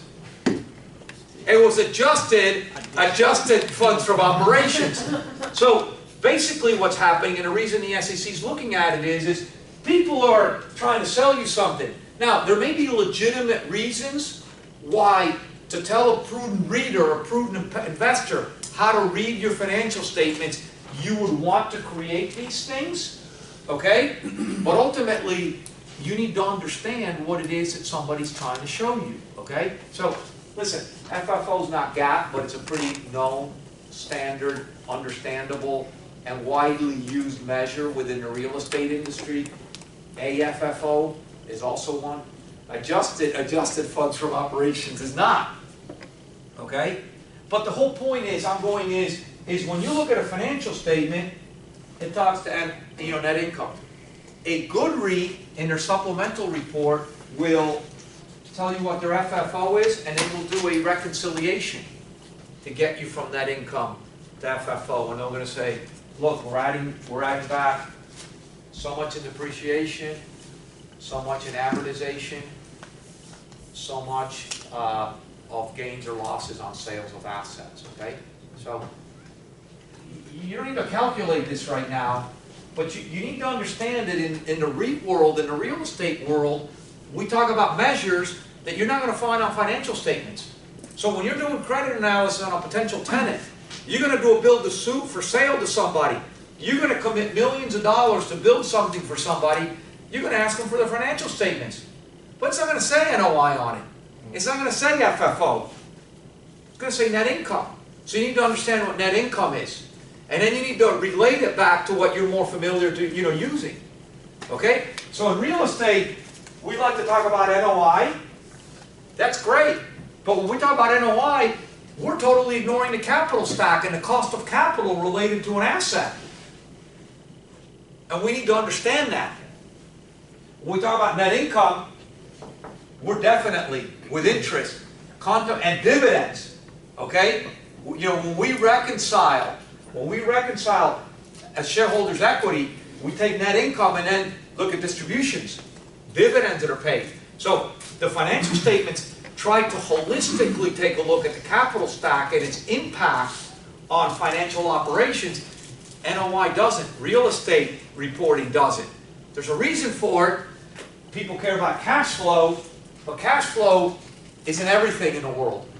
Okay? It's important. Don't get me wrong. It's very important. But it's not the only thing that's out there. So, you guys are looking at me and go, woo, yeah, there's a lot to learn. There's a lot to learn. And so we need to understand all these things, okay? There's a bunch of bodies out there you've probably heard about. IRS, right? The Internal Revenue Service. Things I'll throw about in the class at times. PP&E, plant, property, and equipment. Okay? FF&E, furniture, fixtures, and equipment. REITs we talked about. The SEC, the Securities Exchange Commission. That governs, it was created by Securities Act of 1934 to essentially provide enforcement, right, for companies with securities traded in the public markets. SPE, you'll hear me say SPE and SPV a lot, right? SPE and SPV a lot, okay? What does that stand for? On you. Sorry. Some of you guys are about to graduate. I mean, if it's your first day, I get it. But what's an SPE? Well, I can tell you didn't read this stuff. It's on the first page. Special Purpose Entity, or SPV is a Special Purpose Vehicle. What is that? What the heck does that mean? I mean, is it like something you drive that you can park in a special place at Whole Foods or whatever and plug it in? Yeah, is it a Tesla? No, it's not a Tesla. What's a special purpose? How's real estate structured?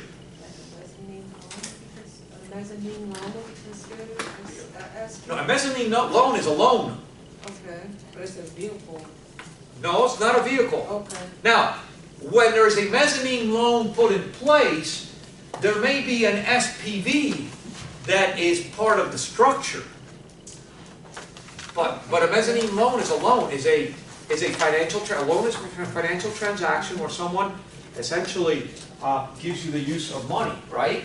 So, how's a typical real estate development business kind of structured or developed? You guys kind of gone through this, so like, I'm just going to do three. So we got developer A here, right?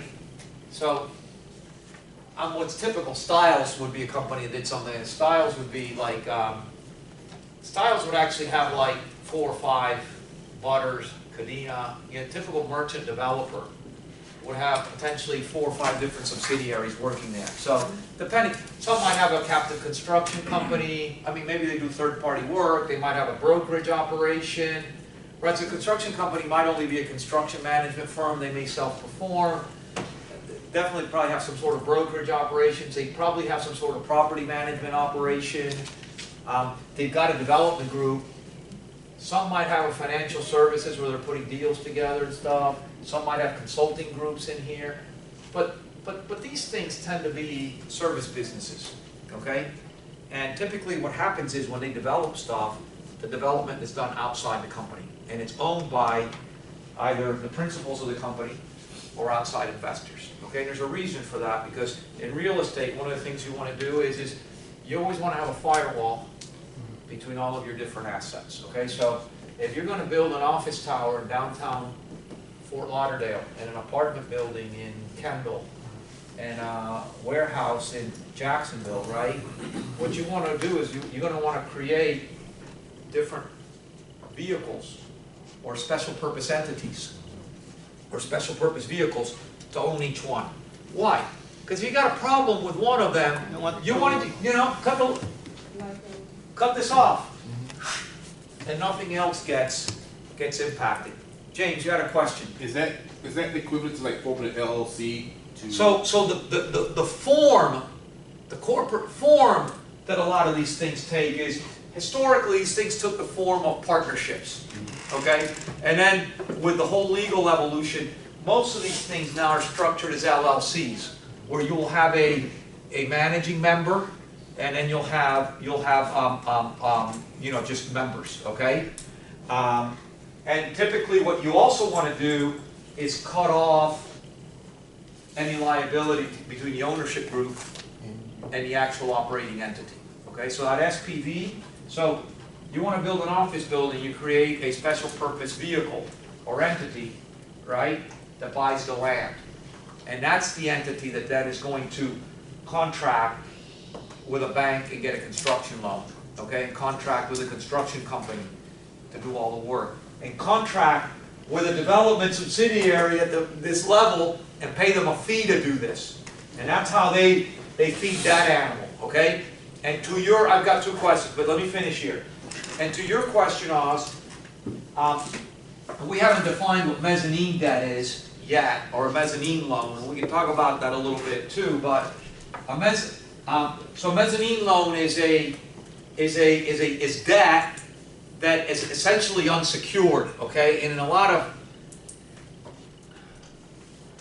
historically multifamily or single-family projects here, mezz debt was used, but mezz debt's used in a lot of different places. So what happens is typically a construction loan is going to encumber the totality of the assets here.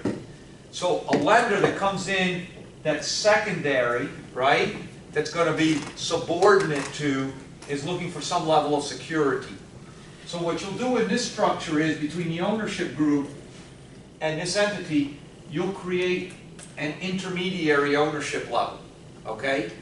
And what you'll do is you'll provide guarantee. The guarantee to the mezz lender will be your ownership, your units, your ownership shares in this entity. So if this defaults on the mezzanine loan, you step into the ownership group here, and that's what your guarantee is, okay?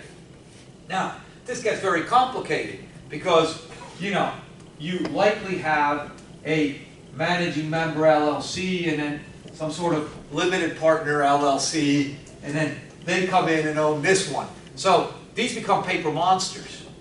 Okay, I mean, at one point when I became the CFO at Cadena, we had 100 and some odd entities that you had to do accounting for them every month. Okay, I mean, it becomes a paper monster. And then even when you close them out, then you got to leave them open for a while for tax purposes. Okay, and you got to consolidate some, and some consolidate some ways, and some don't consolidate. We'll talk about some of all that stuff. Nathan, one quick second. You had a question, Ryan. It's just it's SPE and a holding company. Would them be interchangeable? No, a holding company would be something that holds interests in subsidiaries. So holding company typically is on top of things. Now, I'm going to go back and tell you, in the real estate realm, in the merchant development realm, most development businesses don't actually own the interests in the development entities. That's owned individually by the guys that own the development businesses. So the ownership structure really isn't here. And the spoils go directly to the owners. Now, what do the owners do? Typically provide the managers in all these businesses the ability to participate in the equity of all these. Okay? So that's the sort of incentive that developers provide to their key employees, is the ability to participate in their deals. Nathan, you had a question. Well, my question is, if you put in these firewalls between these entities, or not the entities, but they're entities. That's an advantage because you protect one from the rotten apple or something. What's the disadvantage of it? There must be some tax for taxes, or for like say you don't. No, so I mean, you know, quote disadvantages. I mean, listen, you know, a disadvantage is that you've got to create a paper monster, and you've got to have an administrative structure to manage all of this stuff. And it becomes a reporting nightmare, okay? And so that That's really the only sort of downside to it. Can you not, I mean, if you're trying to get a loan at a certain interest rate and you can't use the assets, these other assets. So, you know, one of the concepts that I want to introduce here, that it's one of the ones that's there, I'm going to introduce two concepts that I think are critical to understand. In the context of commercial real estate in this country, number one, you've got to assume that you're going to create a legal structure that's going to be tax efficient. And so you're going to have minimal tax friction at the entity level. So whether it's a partnership, an LLC, an LLP, an LLLP, or some structure or combination thereof, what you're looking to do, whether you're going to elect REIT status, you're going to look for your real estate entity to not pay tax at an entity level, but pass through the income and expenses to the owners. Okay? So you may have reporting obligations. So you may have to file a 1041 and send K1s to all of your investors. 1041 or 1045?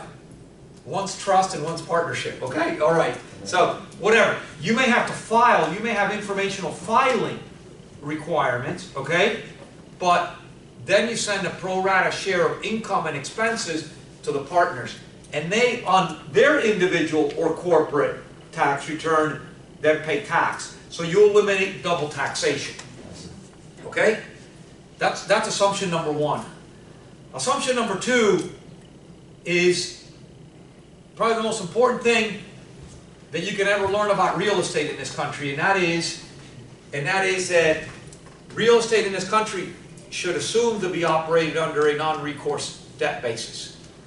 And if you are not working in a non-recourse debt basis, then you're at a competitive disadvantage against everybody who is. So what is recourse?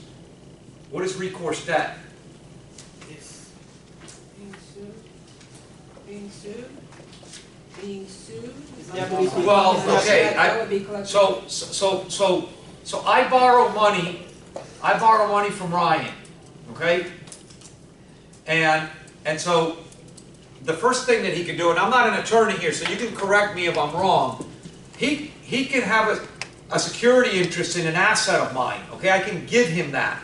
I can loan him money, or the other way, he can loan me money on a totally unsecured basis on my goodwill and faith, or I can provide some level of security for that. In the context of real estate, we typically